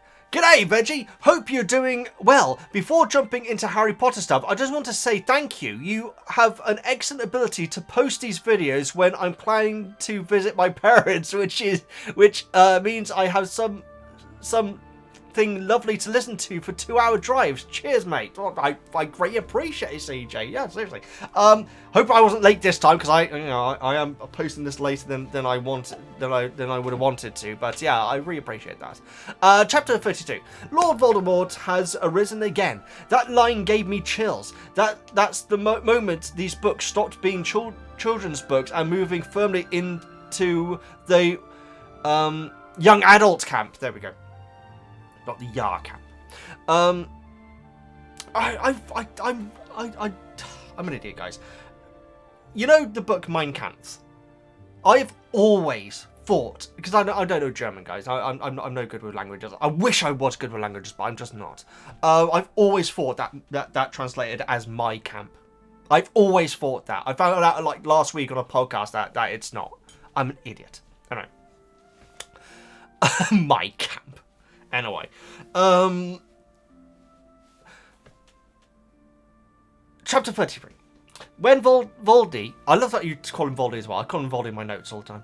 When Voldy was talking about the missing Death Eaters, he mentions one too cowardly to return, one who left him forever and his most faithful. Who do you think these 3 people are? From what the information that I've got, and obviously what I know about with the movie, I'd imagine Barty Crouch Sr. is the most loyal. I think that Snape is the one that's left him forever, and Karkaroff is the one who's too scared. Probably. But obviously Voldemort could be talking about Snape with being the most loyal, but then later on, didn't he say that the black mark was set off by his most faithful? So yeah, that's how I see it right now. But obviously, you know, knowing something of the movie there, if I didn't know something of the movie, I would be absolutely lost completely, and that's why I would love to know what you guys are thinking. We now know why Harry has to go back to the Dursleys every summer. It's to keep the protection spell going that Dumbledore set up when he was a baby. When Harry is a baby, not Dumbledore. Ignore me. I'm not sure if the movie explains that. Love from Australia. No, I'm sure it doesn't. I'm absolutely sure it doesn't. Yeah, because he keeps on referring to him as his relations, doesn't he? I think. Yeah, no, I swear that is not in the movie, and quite frankly, it was a question mark when watching the movie. It was like, why are they still putting Harry through this? You know, as in sending him, making it, not having someone else to take him in. Obviously, Black was offering it, wasn't he? Jeez, would have undone it. That would have undone it. Imagine Dumbledore having explained that to Harry why it can't happen. Josh. Hey, Veggie. Don't worry about only doing 2 chapters. 3 was only a suggestion. Oh, thank you, Josh. Yeah, I appreciate that, because I know there was some discussion about how many it should have been. This part of the book is easily the most terrifying. I have edited my comment a bit, removing some spoilerish commentary. I appreciate that, Josh. I appreciate it. I think the movie did it well. The book's tension is far more palpable. Good word. I've never seen that word written down. The extra details do so much more for the moment and us, the reader. The terror Harry feels is an excellent reminder that he is only 14. JKR is very good at building tension in subtle ways. The climax is always some of her best writing in these books. Cheers, my friend. I appreciate that, Josh. Yeah, no, it's like I say. I keep saying it, guys, but just the pace of Flesh, Blood and Bone just made it so freaking stressful just to listen to, seriously, or read or whatever. Yeah, I completely agree. Josh, thank you so much for your comment. Me here. Hi, Veggie. Chapter 32. One of the shortest chapters in the series. Yeah, because it would be. Is also one of the best written.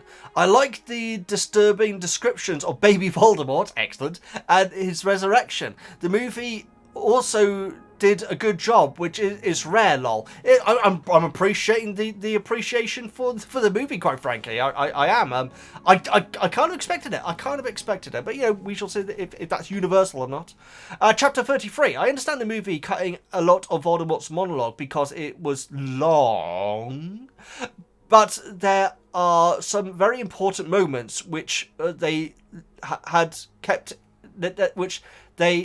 I wish they'd kept him. For instance, when he talks about going further than anybody along the path of immortality, or the line about Voldemort wanting to use Harry's blood specifically. Absolutely, yeah. And the fact that it didn't have to be Harry, I didn't expect that at all. That actually shocked me. And again, that adds so much more to this prick that is Voldemort. The fact that he decided it had to be Harry. He decided. It's funny that Voldemort's reward is giving Wormtail a hand he never would have needed to sacrifice if it wasn't for him. Lol. Yeah, no, I was thinking that as well. To me, it's at one point he says that to the other Death Eaters that they have 13 years of making up. To make up for him, and how Wormtail has started that. So Wormtail only started his redemption a little bit before everyone else, and so you get the feeling that cutting the hand off was a big part of that redemption, and so that was going to happen because Voldemort wanted that sacrifice, and him giving him a hand back wasn't so much a reward; it was a oh, man. It's so interesting, because the thing is, he is still down on Voldemort. And that's in the book as well. That's in the movie as well, where like, Winter's like saying, oh, I was loyal. And like, oh, yeah, out of fear, Voldemort comes straight up to him. Good moment. But yeah, Wormtail giving Voldemort the hand was not a gesture of kindness or loyalty. It was an apology in my mind, and so that's how I see it. Apology for not coming to find him sooner. Do you think Voldemort has promised real rewards real rewards for Death Eaters, or why do they follow him? Belief system. I think that's a big part of it. I think that a lot of people. I feel like Lucius follows him because he believes in his ethics. When it comes to Muggles and so on, I think that there is obviously fear as well, and it's being a part of the winning team. Saruman from Lord of the Rings sort of thing. Even though that was insane. Yeah, it's being about being on the side of the winning team and so on. But I do believe that the Lestrangers are going to be rewarded heavily. And I hope we find out what, quite frankly, because they were loyal all the way to Azkaban. Voldemort confirms the Dementors are natural allies to them. It's clearly not well known, but it's so frustrating the Ministry trusts them. Well, that's it. I really like that, I really like that a lot. And I feel like that is the balance of when the war was happening, the line between good and bad got very, very greyed. And so you had Barty, who was on the side of the good guys, being extremely cruel to even his family. And so it's that whole greying the area of what is good and bad. And so they've been pushed to use this extreme thing, despite the fact that they are the natural allies of the Death Eaters. Yeah, I like that point. Here that was well raised. Crabbe and Goyle's clumsiness. How they only get one line of dialogue, and the way Voldemort scolds them is hilarious to me. They're like the older versions of their sounds. Oh yeah, you really get the feeling that they are meant to just be like copy and paste, aren't they? Just make them a little bit taller. At least they can say they've got more lines than their kids, who are yet to utter a word in the books. What? Crabbe and Goyle haven't said a word? That can't be true.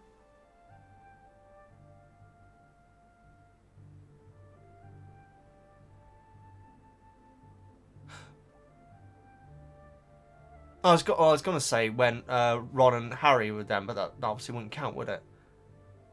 Have Crabbe and Goyle not said anything in these books? That's insane to me.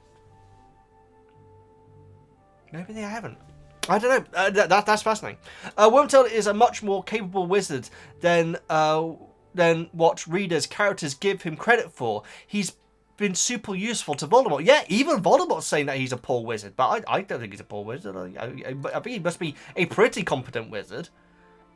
Me here, great comment. I am liking them all. Yeah, good. Jake. Hello, Father. Hello, Bob. Chapter 5 Christmas. Chapter 32. Chapter 1. What? Chapter 32. Chapter 1. The Riddle House. Voldemort saying to Wormtail, "I will allow you to perform the essential task for me, one that many of my followers would give their right hand to perform." Are you kidding me? That's brilliant! Oh man, I would have never picked up on that. That is absolutely amazing. Well, clearly the Dark Lord doesn't do metaphors. That's absolutely amazing. Wow, that is, I would have never picked up on that. That's actually really brilliant. Chapter 33. Something I picked up on this time. Voldemort saying the Death Eaters knew the steps he took long ago to protect himself from mortal death. Interesting. How much did they know exactly? Well, that's actually very true. They couldn't have known. You know, the thing is, Voldemort was the only one who knew who all the Death Eaters were, and so there was always a thing of not completely trusting who you're around and everything. So there was no chance in hell he would have told somebody or where all the Horcruxes are. There obviously were people who knew where individual ones were, right? There must have been. But no one would have known where all of them are. And correct me if I'm wrong, guys, but I cannot believe that he would do that. The fact they laugh at the torture of a 14-year-old boy is simply pathetic. Yeah, it's true. The Death Eaters are laughing at the Crucio curse on Harry. Which certainly is not in the movie, but that is brutal, isn't it? We also learn Animagi can understand their animal counterparts. As Wormtail spoke to rats in the forest in Albania, I wonder if they speak a different language to British rats. Pardon me. Did he resort to using gestures like Fudge did with the Bulgarian minister at the Quidditch World Cup? That's brilliant. No, I'd imagine that animals are probably universal. Like, in the same way that if you have a dog from two different countries, they can still get on like house on fire straight away. I feel like that it's not so much language. It's more... it must be language to an extent, though. Yeah, great question. I absolutely no idea. That's a really good question. Just how did Voldemort turn into that Pesudo baby, which gets dropped into the cauldron? The author called it indescribable and has refused to elaborate. Any ideas? I see what you mean. Is that pseudo? Is that how that's spelled? I've never seen it around. Oh man, I mean, there was. I don't really want to even refer to it, guys, but there was one really messed up point where I thought there was something was going to involve Bertha in a different way. I'll leave it at that, guys. But that obviously did not happen. Thank goodness. I don't know. I guess he's just healing slowly. Maybe that's it. He's just very, very, very slowly healing. God, I had no idea. Great question, though, Jake. Very good question. Thank you so much for the comments, son. Andrew, hi Veggie, hope you're well. What do you think of Voldemort's eyes being red? I think it was correct to change it in the movies, as red eyes might be too cartoonish. But I'd be interested to see in the TV show. You know, Andrew, I'm right there with you. You basically summarised it right there. I feel like it may have looked a little bit cartoony. I feel like the fact that whenever Voldemort is around, not only he is green, but everything around him, the scenery is always green as well, right? Pretty much. And so I feel like that is a lot more effective. If he'd been given red eyes, I do feel, especially if they were glowing, then that would have been iffy. If they were like blood red, I feel like that would have been pretty cool. But I'm basically with you. I think it may have been a bit cartoony. Harry's desperation during this is heartbreaking. Let it drown. Let the police come. It shows Harry fear and makes it feel so authentic. It's still just a kid. Yeah, it's true, and that's why when it's a good moment in the movie where he tells Voldemort not to touch Cedric's body. But it is counter to what the book is trying to portray, in my opinion. This absolute fear. So yeah, I think it's brilliant. We learn a lot about magic itself in these chapters. Voldemort pushing the limits of magic, creating his own spells, the heinous potion that brings him back, possessing animals and lessening their lifespan, and more. It's horrible, but it's very interesting. What do you think of all the info? Oh, as a whole, it's fantastic. I've learned, this chapter has taught me more about Voldemort than I feel like any of the movies did overall. You know, honestly. So I think it's brilliant. And I get it. You can't do it. You can't cover everything in a movie. But finally, what was your favourite set during the spoiler alert? I think it's gotta be Gringotts. That was amazing. That was absolutely wild. I think it has to be. But I love the night bus. I love the night bus in general. But yeah, spoilers. Andrew, thank you so much for your comment. Greatly appreciate it. Dara, who actually really helped me out with that video, actually, about, like, you know, because Dara's done it before, she was really able to settle my nerves about certain things. I was basically asking her questions about certain things and everything, and she was really helpful. So thank you so much, Dara. Hi, Veggie. So before I leave for London in like 6 hours, yes, this was a while ago, I would just post one teeny tiny comment about chapter 33. What do you make of Voldemort's cryptic speech about to the Death Eaters, especially the empty places in his circle? Well, there's definitely certain people that I'm thinking of, but the 3 that died, I mean, it could be the ones that were brought up in the trial, couldn't it? And here we have 6 missing Death Eaters, 3 dead in my service. Okay. 1 too cowardly to return. He will pay. 1 who I believe has left me forever. He will be killed. Oh, did he say that? Wow. Of course. 1 who remains my most faithful servant and who has already re-entered my service. Yeah, well, I've covered it already. With who I think they are, but yeah, the 3 who died. I think it may be the ones in his service. I don't think Quirrell would be one of them, because to be honest, I'm not even sure Quirrell was a Death Eater at any point. Like, you know, without. Yeah, I'm not sure if he actually was. That's actually very interesting. I always find this fascinating. So, who do you think he is talking about? Who is the coward? Who is too cowardly to return? Karkaroff, I'd imagine. Who do you think is left in forever? I'd imagine Snape.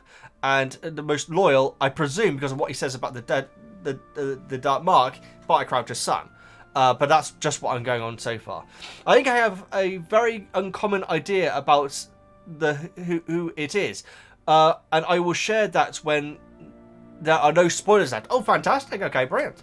Also, we are near the end of the book. Yay, so I can now send my box spoiler-free. Oh, fantastic. I hope you have a nice weekend. Your walks sound fascinating.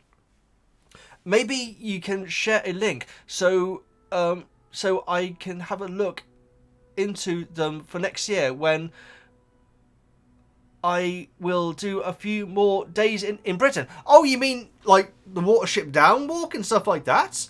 Yeah, absolutely. I mean, I don't know how interesting the Watership Down... I mean, the thing is, the area of Watership Down is beautiful, but I don't know how interesting it would be to someone who doesn't particularly have an affection for the movie or the book. Because I know that you found the movie very disturbing, didn't you, Dara? Which is understandable. It is certainly very disturbing, but I think it's so much more than just disturbing.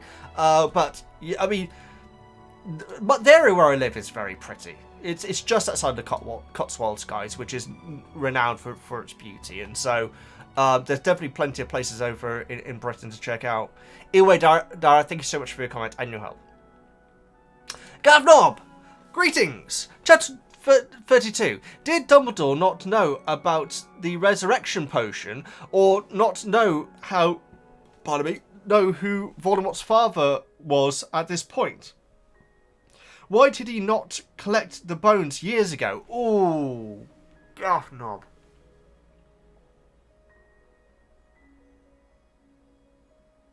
He definitely would have known about the father, because he'd been keeping an eye on the local Muggle papers, hasn't he?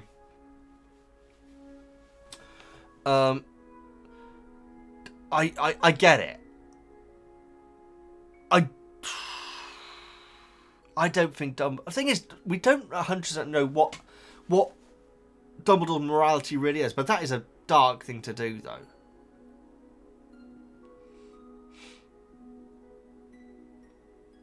Oh, unless Gavnob, the bones were taken before the last war. So when Tom set up this thing where he's going to be invulnerable and everything,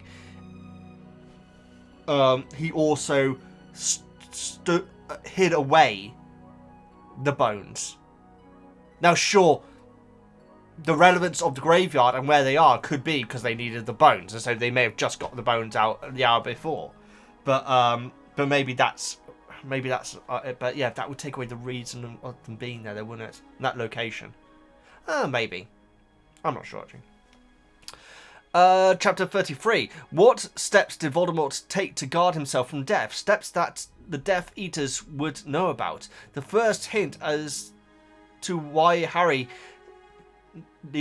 needs to keep going back to the Dursleys. Oh, absolutely. Yeah, I'm looking forward to hearing more on that if we do. But yeah, that's very, very interesting. Yes, and those steps, I presume it's the Horcruxes, that I presume, but I could be wrong.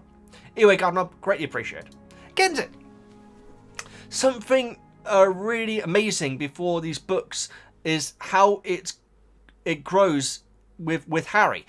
As Harry gets older, the story gets darker and more serious. Oh, absolutely, and the Warner Brothers logo. This is the chapter Cedric dies, which is the first time Harry sees someone die. In the same scene, Voldemort... He actually doesn't see him, that's the weird thing. He hears him, doesn't he? Maybe he's in the vicinity. In the same scene, Voldemort is back. This is the moment everything changes. I've got to say, actually thinking about it, in the movies, what about frickin' Quirrell? Because pretty sure Quirrell's dead with what Harry does to him. So yeah, that would count, surely. Huh. But of course, in the book, he's not there when Quirrell dies. In the same scene, Voldemort is back. This is the most everything changes. For Harry, he sees what Voldemort is capable of firsthand for the first time, and now just the 16-year-old diary version of the weakened version that was attached to Quirrell. For us readers, it's a way to know this is truly the turning point of the series. Oh, absolutely. And in the movie, it felt like it as well. There's that lovely shot right at the end where Hermione, Ron, and Harry, and I think that Hermione actually says everything's going to change now or something like that, or one of them does, and it's just them walking along to see the ship and the carriage leaving. And it read, I think in my reaction, I like said, everything is going to be, this is a huge turning point, essentially. And so, yeah, absolutely. Great comment, Kentit. Greatly appreciated. Thank you so much. Oh, Joe. Hi, Hello, Veggie. I always wish the videos would come sooner. Sorry, this one's delayed. But at the same time, I don't. Because I don't want the series to end. Oh, that's appreciated. This is my comfort series. Thank you, Joe. That's very, very kind. Chapter 32. Cedric's death is described so well, in my opinion. His eyes are empty. The way it's so sudden and so pointless. Beautifully put. Yeah, it like says like his eyes are like the windows in an abandoned house or something like that. Right, really beautifully described in a horrible way.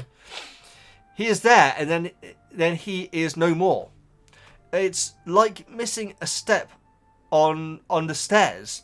Oh wow, I like that.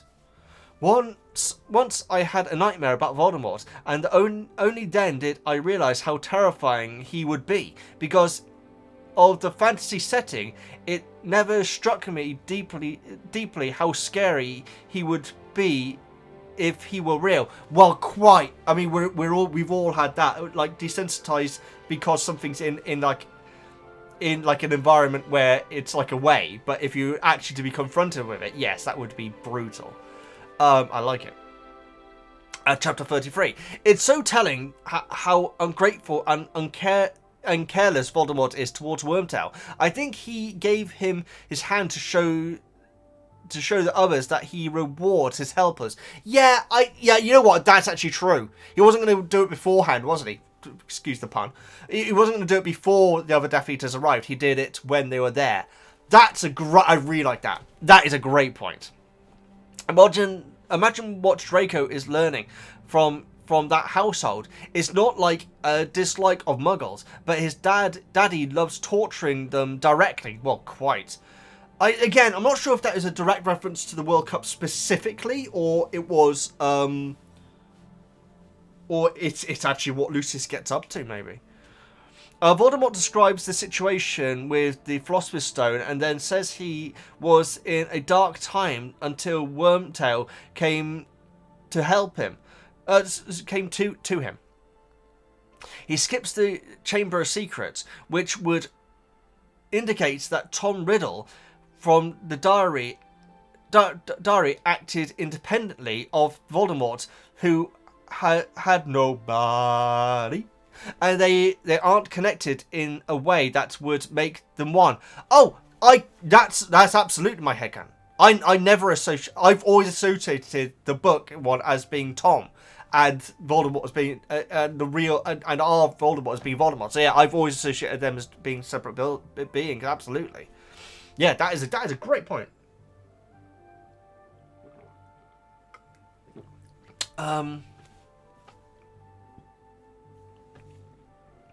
This makes me wonder what if Tom Riddle had indeed managed to pour Ginny's life into himself and make himself alive. Then what? What about the one who is bodiless? Unless by having a living body, the Diary Tom and the ghostly Voldemort could merge into one. That's what I think what would have happened. And to be two Voldemort's running amok, but no, I feel like that would have been their decision to merge. Bertha's end was the worst. It's so tragic and vile. I would prefer Cedric's end. I see some similarities with the Longbottoms, although the Cruciatus curse doesn't seem to damage the body physically, so perhaps something even worse. Yeah, it's true, because Voldemort says like her body was useless by the end of it, so there's no point of abandoning it, so he just let her die. Yeah, so it must have been something more. That noodle wants back in. Thing is, she's going to be staring at the back of my head as I'm doing this book club, but it's fine, I'll let her in. She's going to be sat there staring at the back of my head this entire time, isn't she? Anyway, thank you so much, Joe. I did like your comment. Excellent. Rachel, hello, Veggie. I find the colour of the potions intriguing. It turns blue when the bone is added, which is the colour associated with protection and security from a father? Fascinating. Then it's red when Wormtail adds his hand. The blood associated with the power such as power over a servant. And finally, white, yeah, it does turn white. Finally, colour of white could symbolise the purity of innocence of his enemy. In this case, Harry. Wow, Rachel, I really like that. My goodness. Or it could symbolise the new beginning of his body. A slightly more amusing point. When Wormtail it was Scabbers, he had a toe missing because of his missing finger. Does that mean that if it's if it became rat again, he would have a little silver foot? I think yes, that would be amazing. Rachel, it's either two things. Either one, you're right, and I really hope that's true, or two, he would turn to rat, but the hand would still be there. God, just dragging his huge silver hand around. That's brilliant, Rachel. I really like that. I really like that a lot. Great comment. Thank you so much for making it. I didn't think about that at all. That's brilliant. Digo, something I never thought about before. Wouldn't it have been smarter for Voldemort to robe himself instead of ordering Wormtail to do it for him? I mean, Wormtail couldn't have been very dignified while doing it, given that he was in incredible pain and had only one hand, and he also would have been bleeding over his robes. Exactly, that's the point that I was making. To be honest, Digo, we are learning so much about Voldemort in that moment. Because even in that moment, he's like saying, I ain't going to do it. I'm going to get someone else to do it for me because I'm in control here. This dude's above me, despite the fact he just cut off his hand for me. And it's almost like saying, I have not fully forgiven you. You know, before he actually gives him the hand back. So I like that. But yeah, I think it's on character for him to let a very injured Wormtail do it. Either way, I think it was smart of the movie to just get around the problem altogether by just magically giving him robes as part of a resurgence spell. Yeah, no, I thought it looked cool. It looked really cool. And so very often when it comes to the movie guys, you got to think, if it looked cool, that's why they did it, you know? And so yeah, that's what I think. But yeah, great comment, Digo. Slimmer might edit. There's a theory that Bertha was pregnant and that's why she was visiting family in Albania. The child was born and Voldemort possessed it. That is kind of where my mind was going. I don't even want to say it, guys, quite frankly, but that is kind of where I was going. Kind of where I was going when it came to Bertha, to be honest. Because she is called Bertha. I don't know why I said that, but I did. That's why the unicorn blood was necessary, to keep it alive long enough for Voldemort to interact with the potion that restores him to full power. No baby, no body, no interaction with the potion. The thing is, Slimmer, is that is such a dark theory. I don't know if that the author would have put that in there, but the thing is, it's never explained. And so I guess they may have done. Oh man, that is dark. It's interesting that Voldemort describes his experience with as painful, and killing curse leaves no marks, and whenever given to us, and we are given to assume is entirely painless. I do feel like Black may have been lying in the movie, in that scene which we got a long time before in the books, guys. But I do feel like Black may have been lying. Moaning Myrtle's description of her death doesn't mention any pain, and her spirit, like Voldemort, remains earthbound. Oh, that's a very interesting comparison, Slimmer. Wow.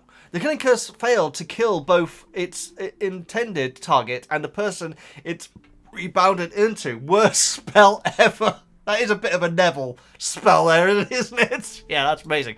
Wow. That's a lot of food for thought there, Slimmer, but I like that. And like I say, the theory about Bertha, that's kind of what I was going towards, guys. But it makes me ill just, thinking about it, to be honest. Slim, thank you so much for your comment. Florin, hi Veggie. What do you think about the way Voldemort and his resurrection is described? For a child, that would have been very graphic. Oh my god. And the fact that the chapter's just like, boom, out of nowhere. During like a joyous task with like sphinxes and all that sort of stuff, crazy. What do you think about Voldy's behaviour towards his followers? Oh, we learned so much. And again, we're going back to the whole robe thing. We learned so much in this chapter about Voldemort's personality. Personality which you get the feeling that they did hint towards him having a little bit in the movie. But to have it there and factual straight away was fantastic. Absolutely fantastic. Thorin, thank you so much for your comments. Howdy doing?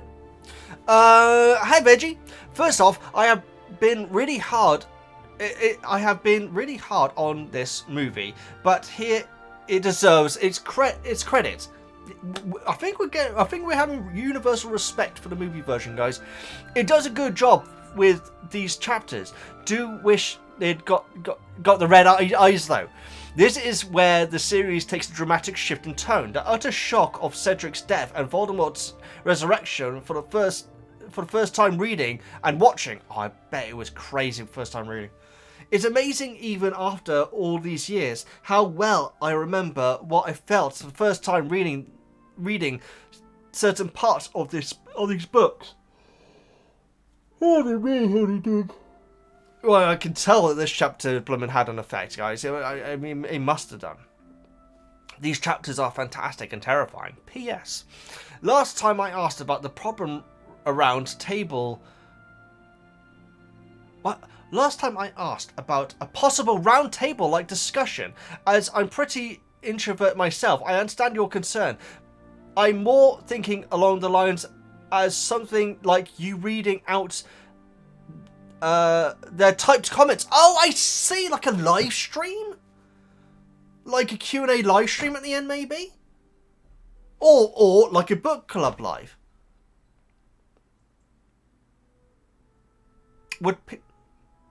So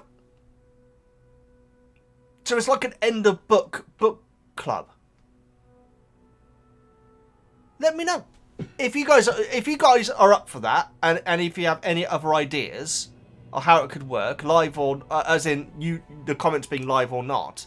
Let me know. That's fascinating. That's absolutely fascinating. How are we doing? Great comment. Eduardo, how does communicating through the Dark Mark work? Is there a way to literally send messages, or is it more like a port key that guides your apparition to wherever Voldemort is? Oh, wow. That's very interesting, Eduardo. That isn't how I saw it. The way I assumed was it's basically like a tingle, which is not like, it's basically saying Voldemort's coming back, Voldemort's back now, and you need to get to him, and that there might be another way that they can sense where he is. That he gives out to Death Eaters when he trusts them enough. Because it can't be we'll meet in the graveyard when your mark goes off, because that would be very dangerous security risk, especially with Snape.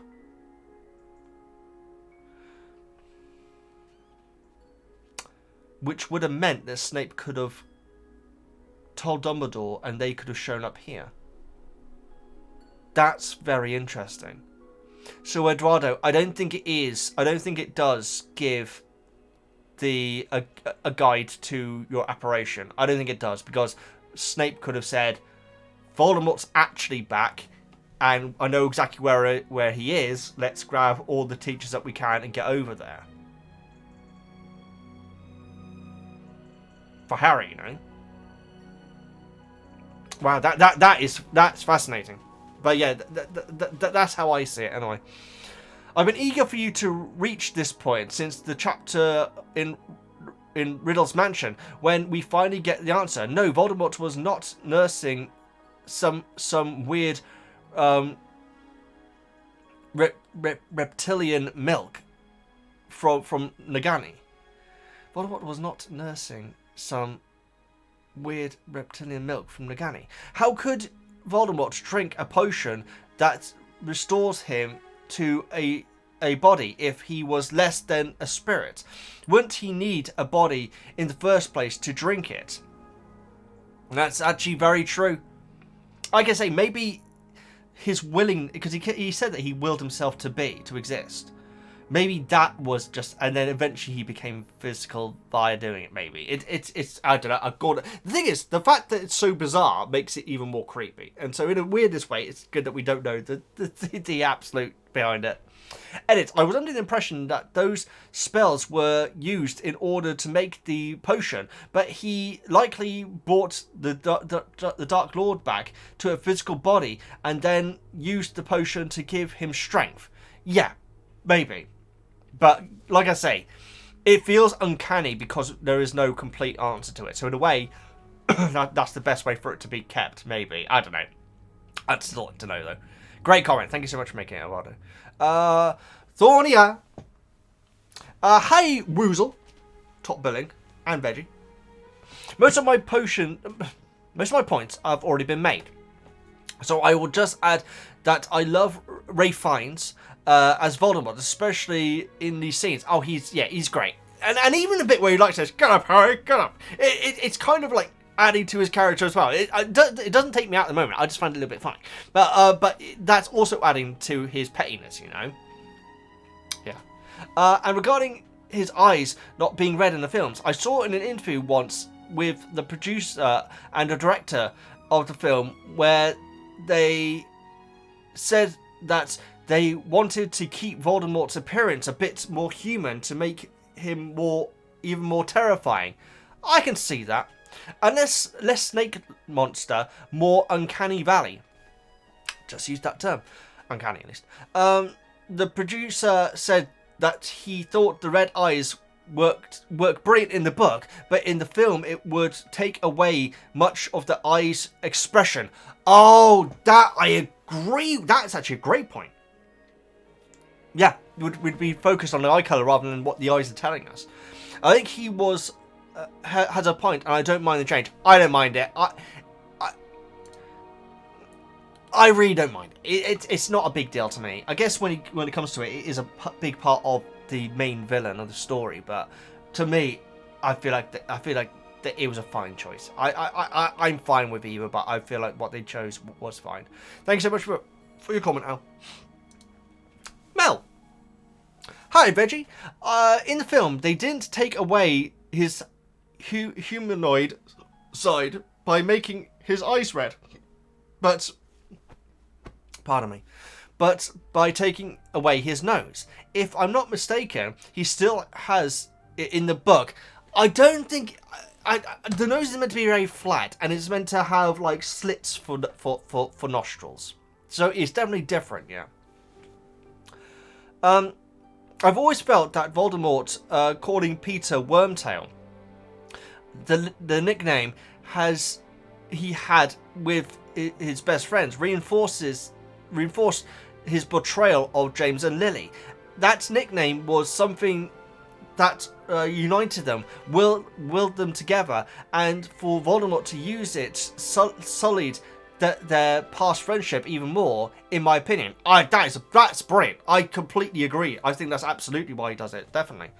And perhaps a constant reminder that Voldemort to Peter that he has betrayed them. I really like that. It's when you think about it, it's definitely been done for psychological reasons, and I feel like you summarised that brilliant. The fact that it's reminding of the betrayal. Wow, that is deep. I like that a lot. Thank you so much for your comment. No. Harry Potter. Hi, Veggie. Just make sure my microphone is on. Yes, that would be a shame, wouldn't it? At this point, if I was muted. Even now, I get... Who's all? This is the other problem with it being in here. Even now, I get literally goosebumps from the line Lord Voldemort had risen again.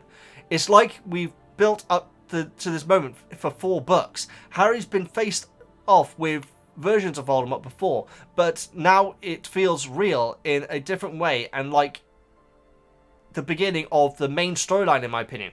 Yeah, and it also feels insurmountable. Like Voldemort being a part of Quirrell's head, Voldemort being a diary, all these like, you know, little bits of him, but now we have full fat Voldemort, and there's no way that Harry is going to be able to defeat him in his current state. And so that's what makes this terrifying. My favourite part of the book series is from this point on, but it felt like the movies didn't want to get us into a serious side too much and focus a lot on the action, adventure, comedy, teen drama. Well, yeah. Yes, I can see that. I mean, obviously, I don't know when it comes to certain things what are and aren't in the book, but they are making movies at the end of the day, and they're family / kid movies. I can see them making that decision, but it's going to be fascinating to see how different it is, though. It really is going forward in the books. Harry, thank you so much for your comments. Gary, not Jerry. Hi, Veggie. Cowboy hat. Other people have already mentioned most of the points I wanted to say, so I thought I would just bring up a couple of my silly things. More silly things, sorry. One, Voldemort's first word after coming back was "robe me." It would look a bit stupid in the movie if he was just standing there in the cauldron naked. Yeah, actually, it's either really unthreatening or really threatening. You're like, wow, okay, Phil. Yeah, so that would have been quite different. Yeah, that's so true. And what they did in the movie was cool. It was cool. Two, it seems a bit convenient to me that Crabbe and Goyle's parents are both Death Eaters. Both mentioned at the same time, and both happen to have children at the same age that are also always hanging about together. In a world where people are prejudiced against half muggles, half bloods, and muggle-borns, you would think that certain families of purebloods would stick together. And it's also that hierarchy thing of, you'd imagine that Crabbe and Goyle the kids have been brought up to see Draco as their superior because of who his father is. And so, I don't see it as unrealistic.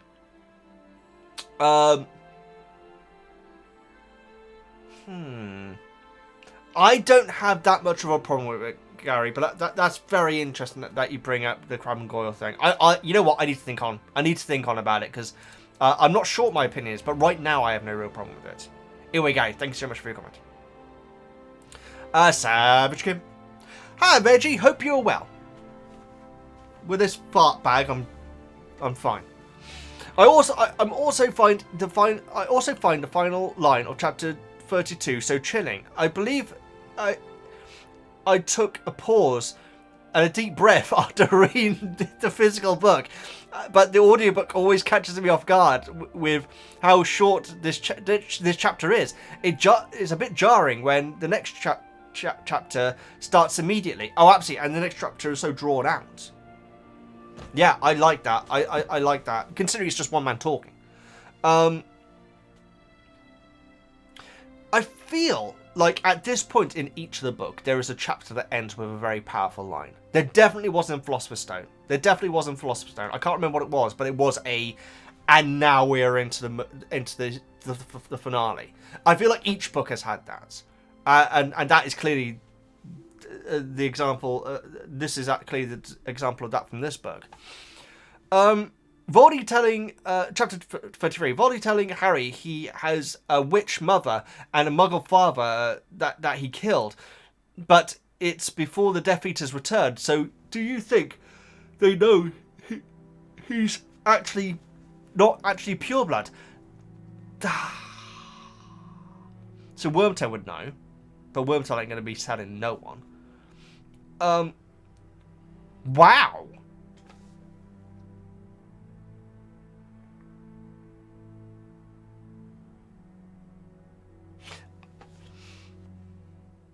I don't think so. But that is such a great point. I'd love to read some other opinions on that, actually, because that's actually inspired.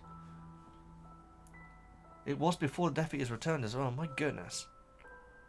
You get the feeling that the timing of everything was very specific, like him not healing Wormtail before the other Death Eaters are back and everything. So I feel like you might be onto something. That's actually fascinating. Wormtail likely knows, but I doubt he'd say anything to others, or they'd probably not believe him anyway. Well, there's also that aspect of it, yes.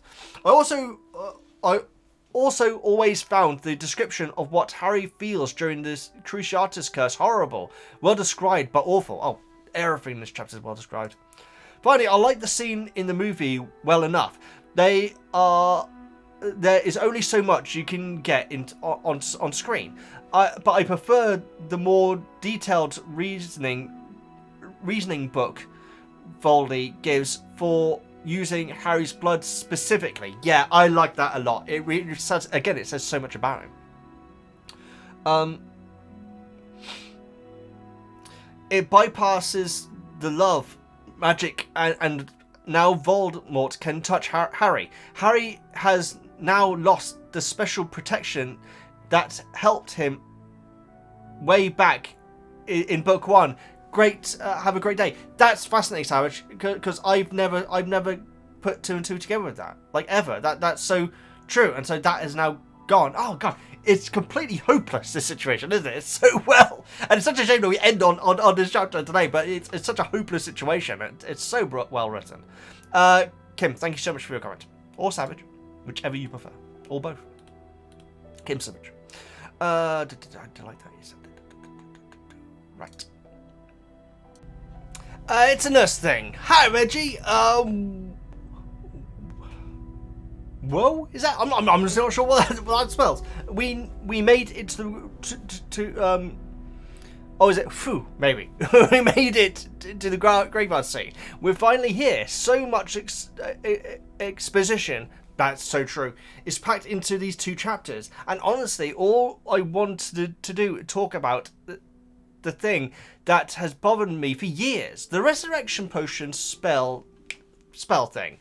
This sounds nothing like any other spell in the entire series, except the fake one Ron tried to use in Stone to turn Scabies yellow. What? Is it necessary for the potion? Are there other potions that require a spell? Oh, I see what you mean. A spell and spoken words for it to work. You know what? It's probably because it's old magic. It is old magic, right? I feel like the term old magic was used a couple of times in this chapter. So maybe back then a lot of spells did require involve readings, and that sort of thing has been lost over time, maybe. But that's so true. And does Ron do that in Stone? Wow. When he's joking, I presume. I don't know. Something about it always felt a little off to me. But then again, everything that about Lord Voldemort is off. Also, did Wormy have to cut off his whole hand? Would another finger have worked just as well? It could have been Voldemort may have ordered him to do something more, to cut off more than required because he's so psychologically broken, maybe. When it comes to the spell thing, I like it because it makes the potion feel uncanny, because it's like nothing else that we've heard in the series. So, and again, it might be because of when the spell was first created, or it could be Voldemort's told not Heimding, I'm an arcane character, Wormtail. To make it this big dramatic thing, but then again, I don't think though. So though, because Voldemort's just telling him to hurry up, isn't he? In the book. That's so interesting, but I don't mind it. It makes it feel it makes it feel even more uneasy. You know, you are just staring at me now, aren't you? At least you stop farting. I read the other comments before rereading the chapter, and they inspired me to pay close attention to one bit.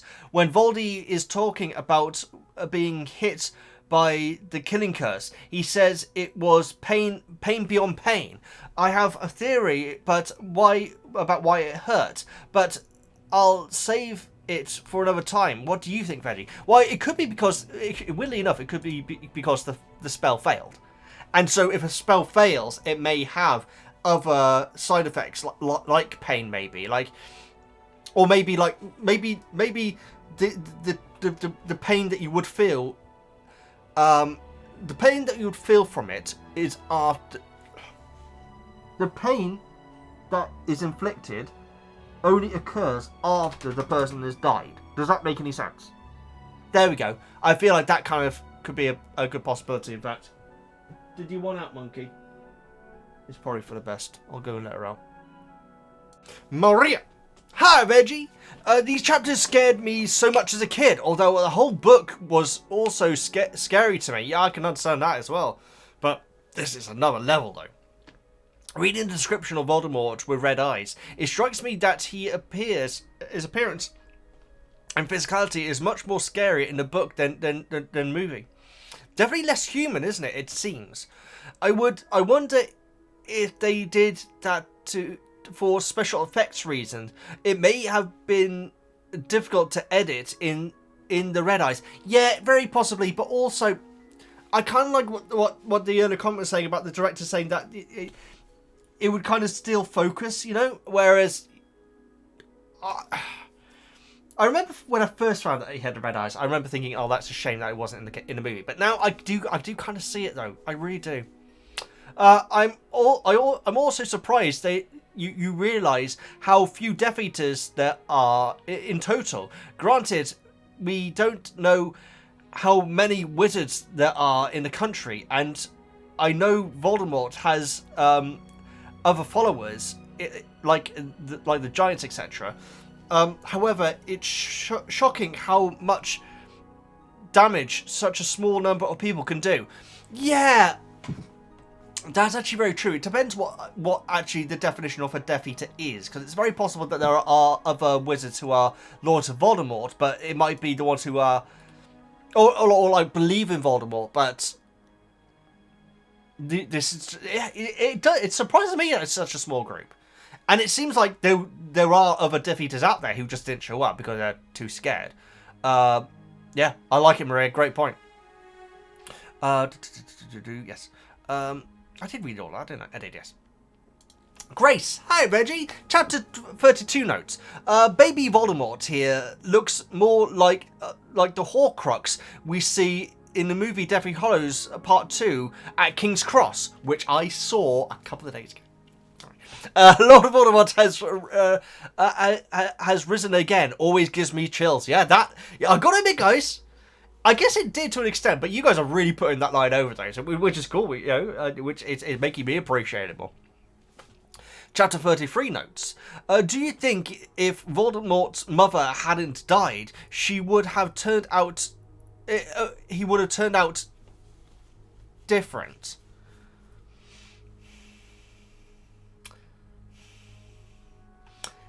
Definitely to an extent.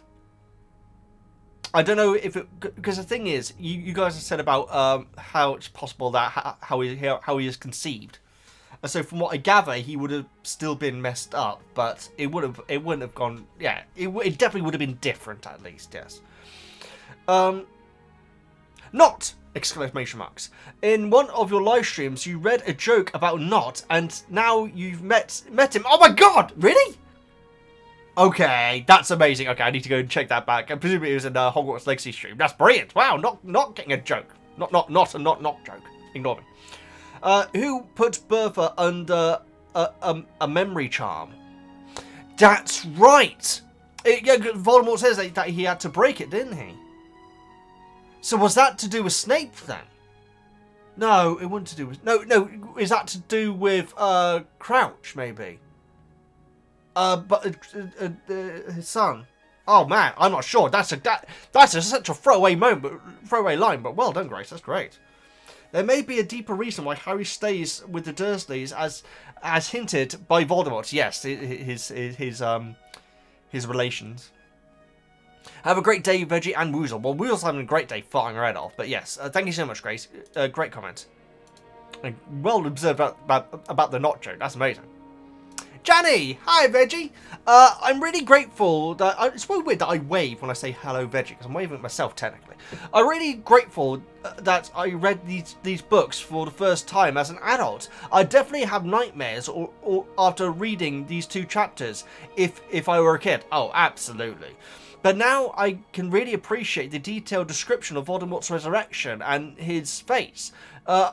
Too bad they left out his red eyes from the movie, yeah. It would have made him much more terrifying, in my opinion. I think so. If they were blood red, if they were bright red, it would have looked quite bizarre. But yeah, I'm okay with what they did. But yeah, it'll be interesting what it looks like in a TV show. That's for sure. I love Voldemort's very detailed story in Chapter 33. I'm not sure how much of it we got in the movie, if any at all.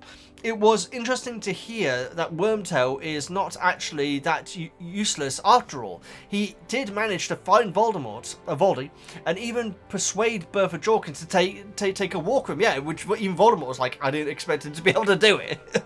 I'm sure he probably used Imperius on her though. I doubt she was that stupid and followed him on her own.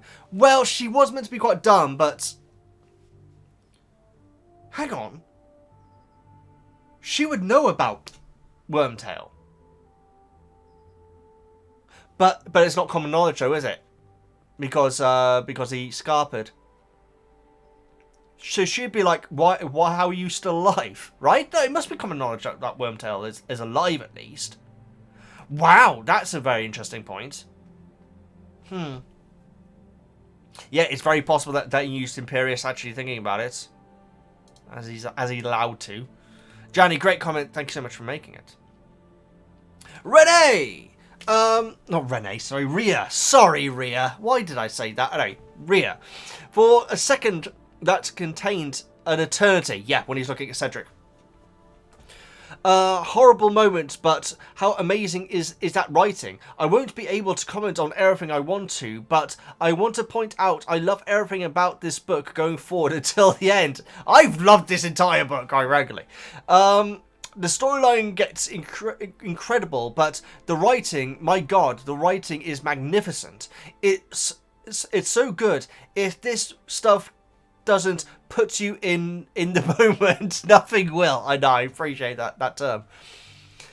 All the feels, every paragraph. That should be the tagline. Next book review. I will be fixated on one moment. The moment, his moment, the good moment, Percy moment, the best moment, definitely Percy moment. It might be a little weird, but towards the end of your Stone book reviews, before I ever started commenting in the book club reviews, I wrote a comment about this moment in the hope you would make it this far. That's how much I love it. Wow, that's crazy. It's in the notes section of my old phone. Oh my goodness. May 2022, 2.5 years ago. Here we are. My goodness, that's crazy, Rhea. I wonder what the hell it is. Like I said, it's probably something to do with Percy, right? I'm sure there's absolutely no way you can guess which character it pertains to. Lol. Well, maybe it is. Maybe it is. And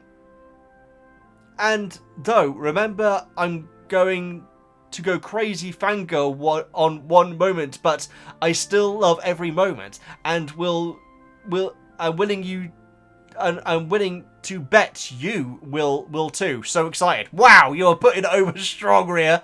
I cannot wait. I wonder if it's going to be in the next review. No, in the next book review. Yes. Oh my goodness. Okay. I'll be looking at me. What would be terrible if I didn't even mention what it was? Rhea, thank you so much for your comment. Simon. You were lucky to have a lake. there were 150 of us living in a shoebox in the middle of the road. That would have to be... Is it called the... It's not called the Northerners. It's called... Is it like the Lancashire... I feel like it's called the Lancashire...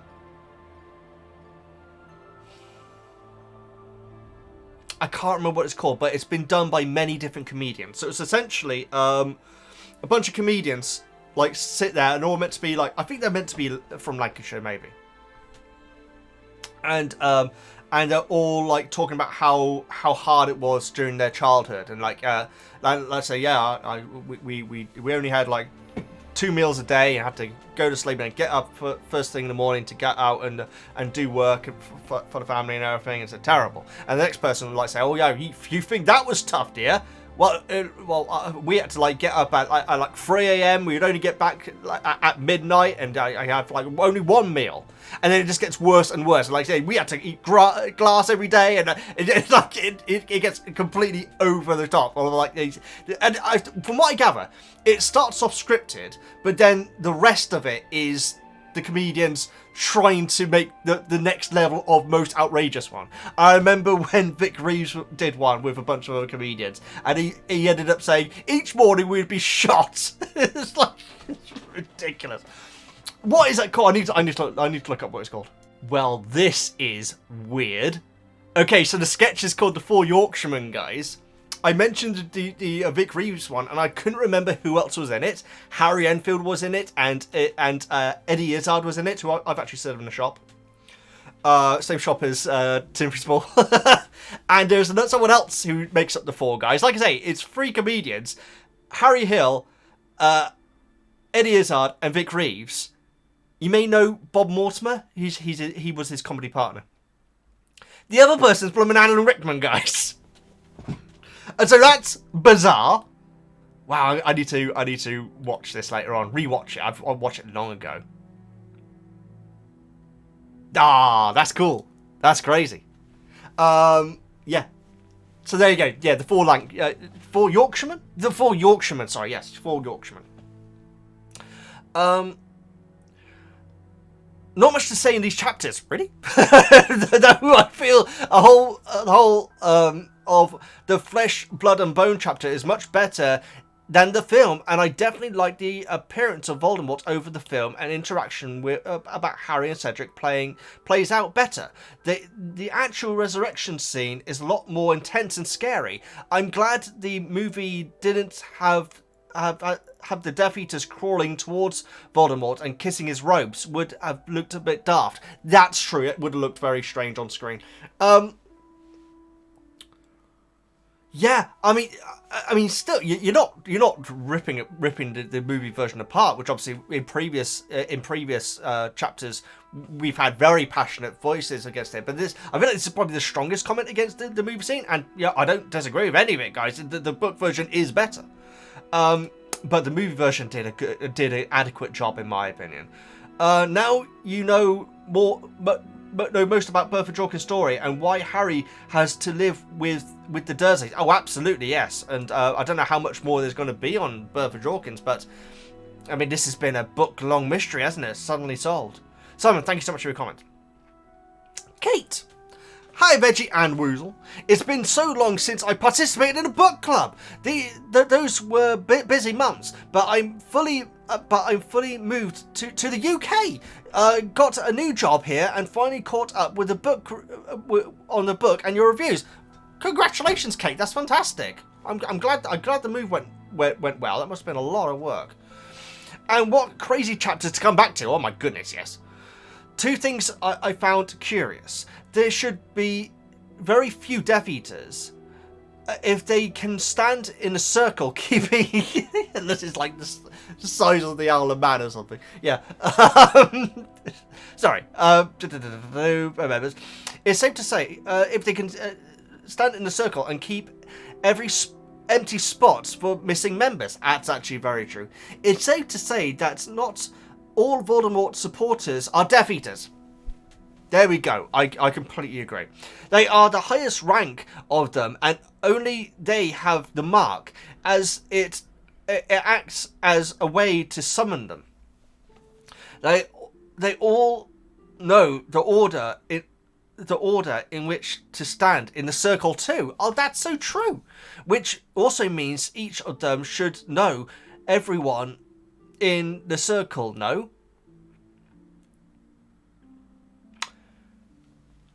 That's interesting, Kate, because we have heard before that Voldemort is the only one who knows who all the Death Eaters are.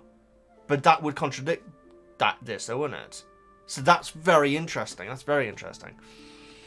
One of them should be Karkaroff.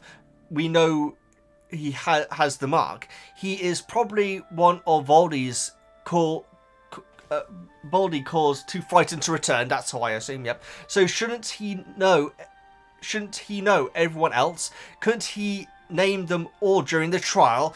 That we saw earlier. Unless this is the first time that it's ever been used, and this is the first time that all the Death Eaters have actually been, or not all, because not all of them showed up, but that the Death Eaters have all been called to one place. I feel like that's possible. That is actually the first time. Maybe. 2.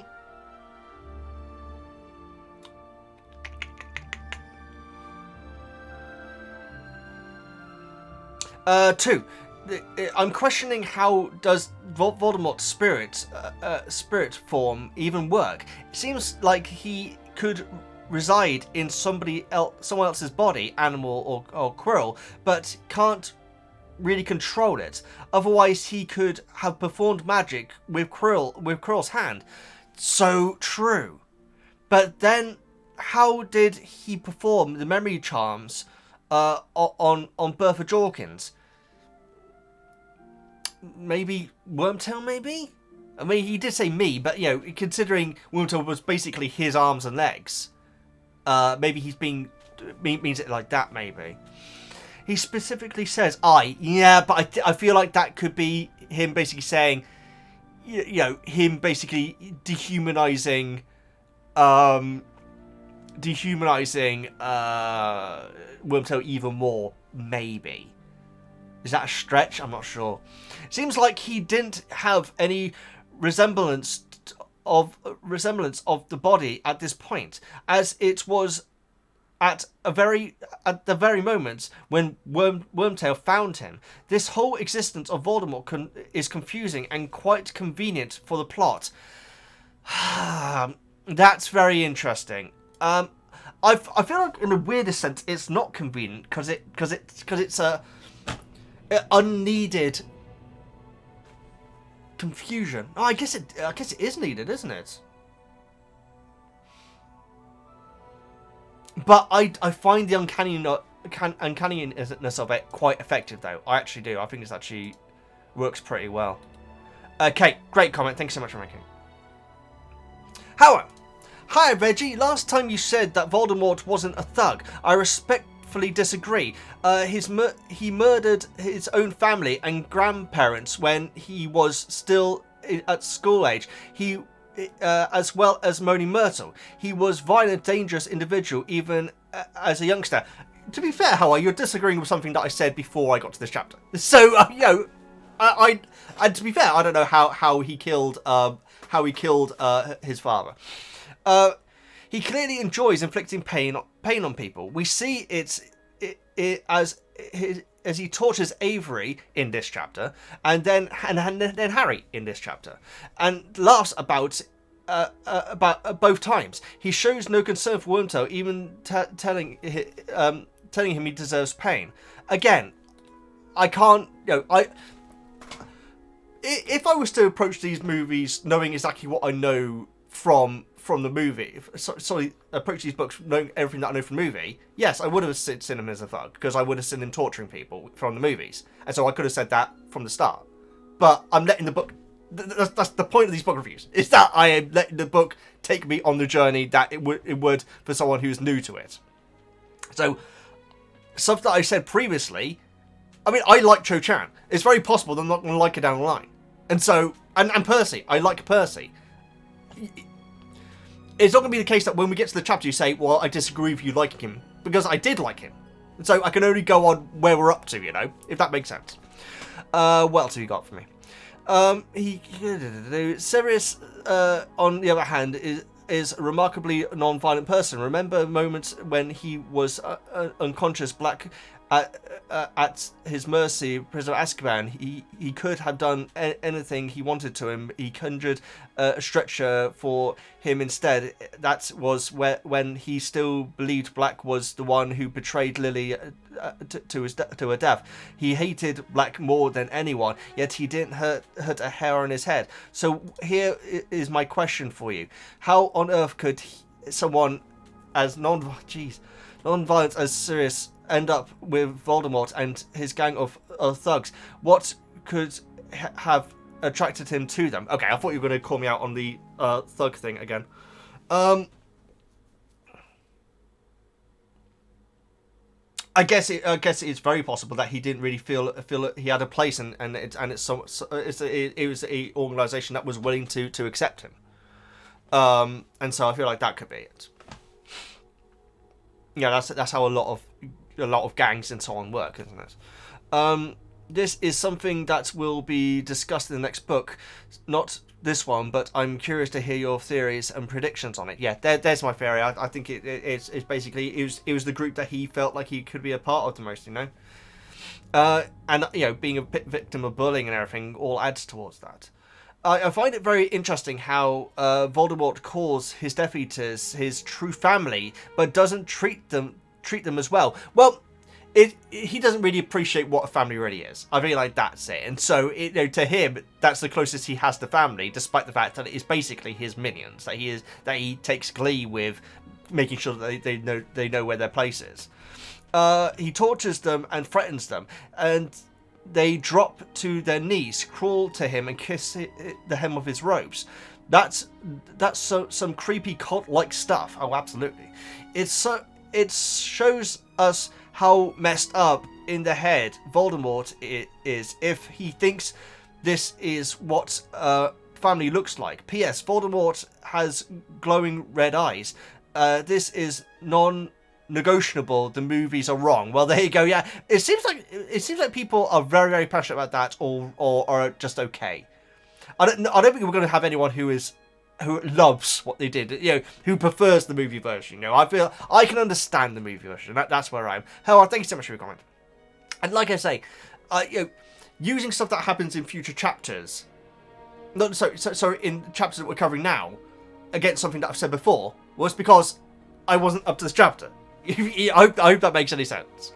Elizabeth, hi Veggie. Wow, Voldy really shows us why he is the villain in these chapters. Absolutely no regard for human or animal life, and even treats his own true family like dirt. Exactly what I was saying. He only heals Wormtail after first summoning his followers, then makes sure to give him the new hand in front of the Death Eater to show them his so-called mercy after being the reason he had no hand in the first place. Yeah, I'm really liking this. I'm really liking this, guys. This is not something which I picked up on at all until covering his book reviews. That's why the book reviews are so cool. So that's why I like them so much. The way he refers to Cedric as the spare, I know, gives us a twisted view on how he thinks all others are beneath him. Just like how he disposed of Bertha so unceremoniously and shortened the lives of those poor animals in the process. Absolutely, this is absolutely. I mean, the thing is, it's almost too on the nose. No offense, Voldemort. That we're getting so much exposition for him, but it worked brilliantly, though. It really did, and it's him. This is like his most glorious moment, you know. And so, yeah, I really like it. He is pure evil and so dang scary. Talk about a shift in tone for the series. I hope you and Woozle are staying warm. I'm actually really warm right now in this room, right, quite frankly. I need to get some air in a bit. Although I think we're nearly there. 1, 2, 3, 4 comments. 4 comments left. Guys, this could be the first book club that is under 3 hours in a long, long time. Now, I apologise that it is so short, guys. Like I say, if I hadn't have done the other Harry Potter thing, it's very possible that we would have covered 3 chapters, but yeah, this is going to be a shorter one than usual, but don't worry, we'll be back to our usual massive length in the future. But yeah, I hope it's okay if this one is a bit shorter than the others. Elizabeth. Hi, Veggie. Oh, no, have I just done this one? I have. There we go. So, next, Ashley! Uttipur, Veggie! Thank you so much, Ashley. I always been so confused by the description of Voldemort. So I'm so used to calling him Voldy now. Snakes don't have flat faces. Yeah, that completely confuses me as well, actually. I must have, I've never brought it up before, but that does throw me off. Nor can I think of any that actually have slits for nostrils. Most are round.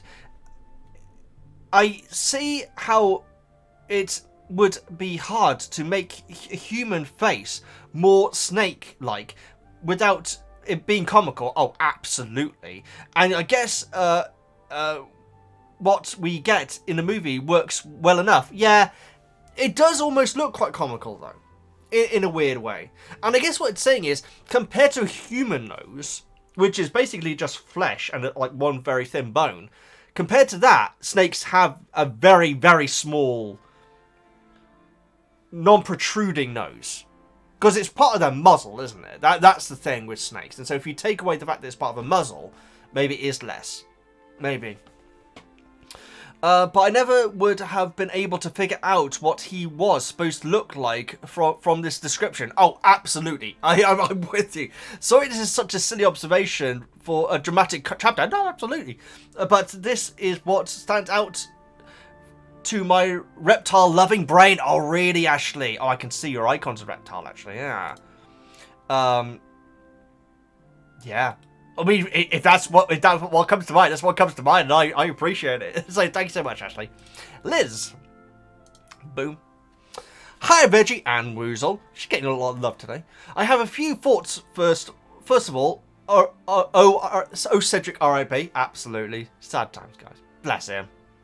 You know what? I'm actually dreading what's coming with everyone else finding out about Cedric, to be honest.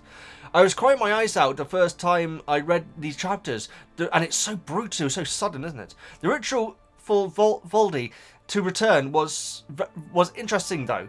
When Harry realised it was Wormtail, I felt Harry's anger at seeing him again.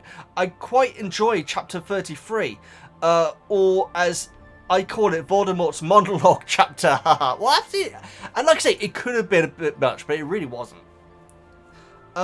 I still find all that Voldemort has to say quite interesting still, though, even though I have read it at least 20 times. Since the first time... 20 times, my goodness. Since the first time... Sorry, first time I read the book, and the first time I was glued to the chapter. Lol. I look forward to seeing what you think of these chapters, especially about who you think the Death Eaters that are missing are specifically, and the one who left forever and the coward. Yeah, the left forever one is very interesting, guys, because that would mean that Voldemort knew that Snape had betrayed him. But maybe it's a double agent thing, maybe? Maybe.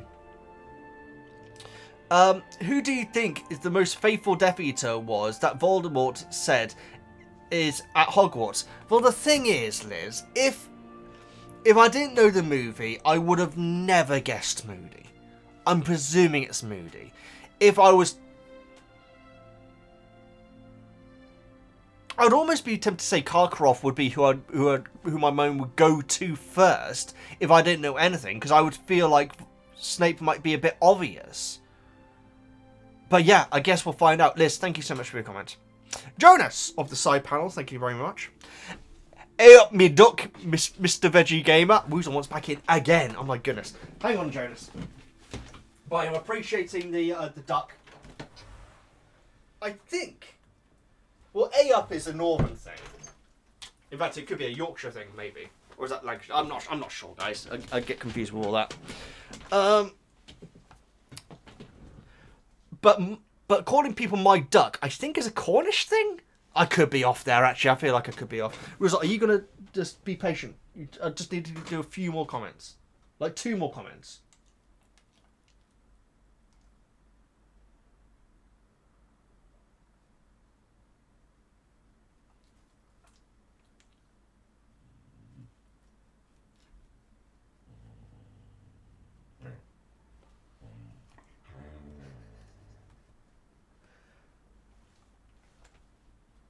I think she's wanting me to say something about WALKs. You shouldn't do that, by the way, guys. But I know that I can with Woozle. But yeah, if your box is empty, Woozle, I'm afraid. Bad luck. You're not gonna have that, are you? No, you won't have that on its own. Yeah, because I know that I can. I stared at Woozle there, but with dogs, you really shouldn't, particularly male dogs. But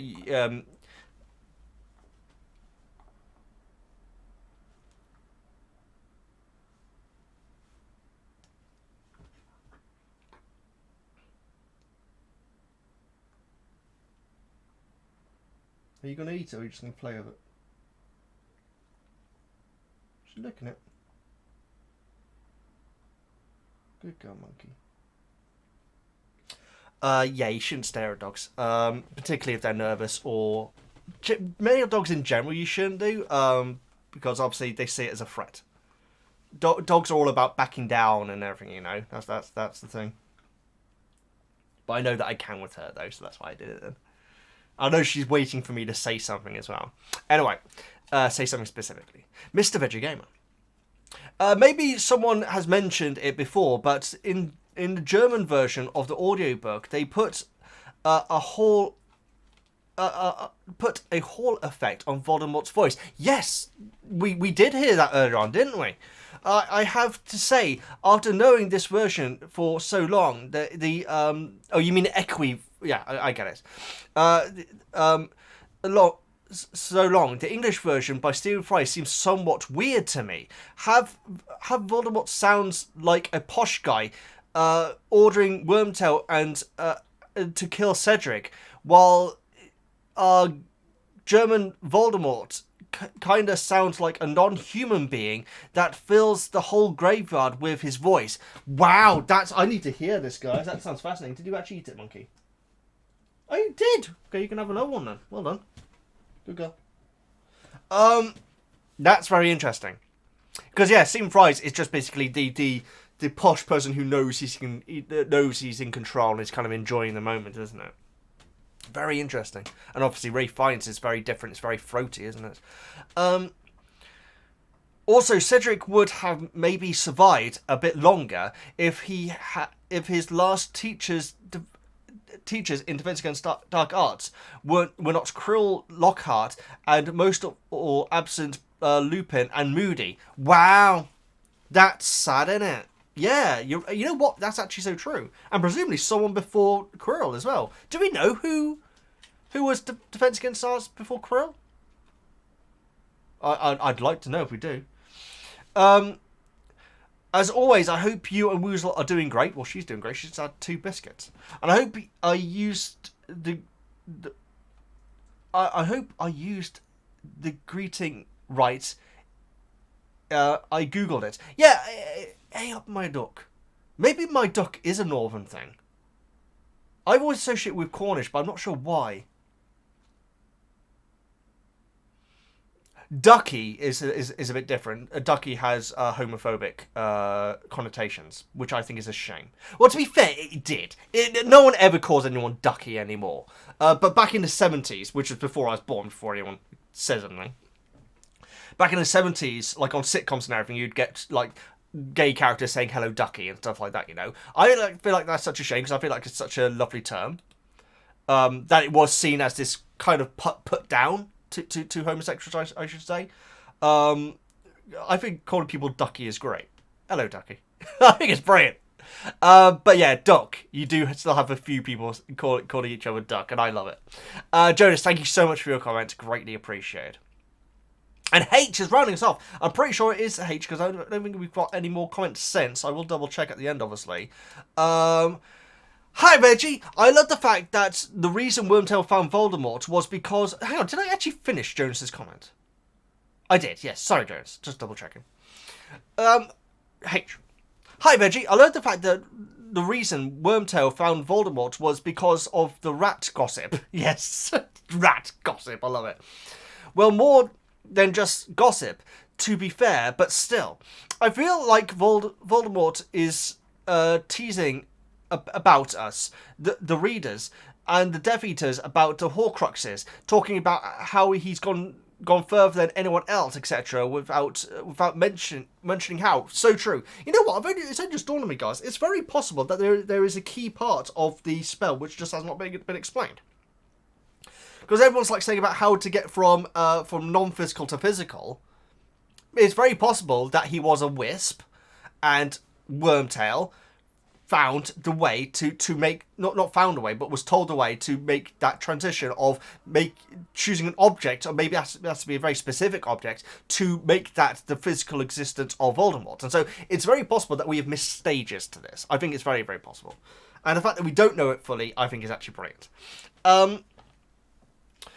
You probably noticed that McNear, the one who was about to kill Buttbeak, oh, the executioner! Of course! Why is that only dawned on me now? Of course, Woozle! Of course it is. Of course it is, Woozle. That's my Voldemort voice. Yeah. You gonna bite me? You gonna bite me? No. Okay. That's fine. That's fine. It's fine. Yeah, I did not pick up on that. Thank you so much, H. McNear, the one who was about to kill Buttbeak in the third book, was there at the graveyard. I guess. Oh yeah, I presume that's him. The same McNair, I should say. It was quickly mentioned in the movie as well, but can't remember if anyone here has mentioned it in the book club before. So not sure you had the connection before. No, H, absolutely. You know what? I feel like when we're covering Prisoner of Azkaban, it was mentioned that he was a Death Eater, or would end up a Death Eater. But I did not make the connection when listening to the book, though, so that's brilliant. So, and you got in there right at the end, guys, because considering how late this video is, you snuck that in right at the end, so I appreciate that. Thank you so much.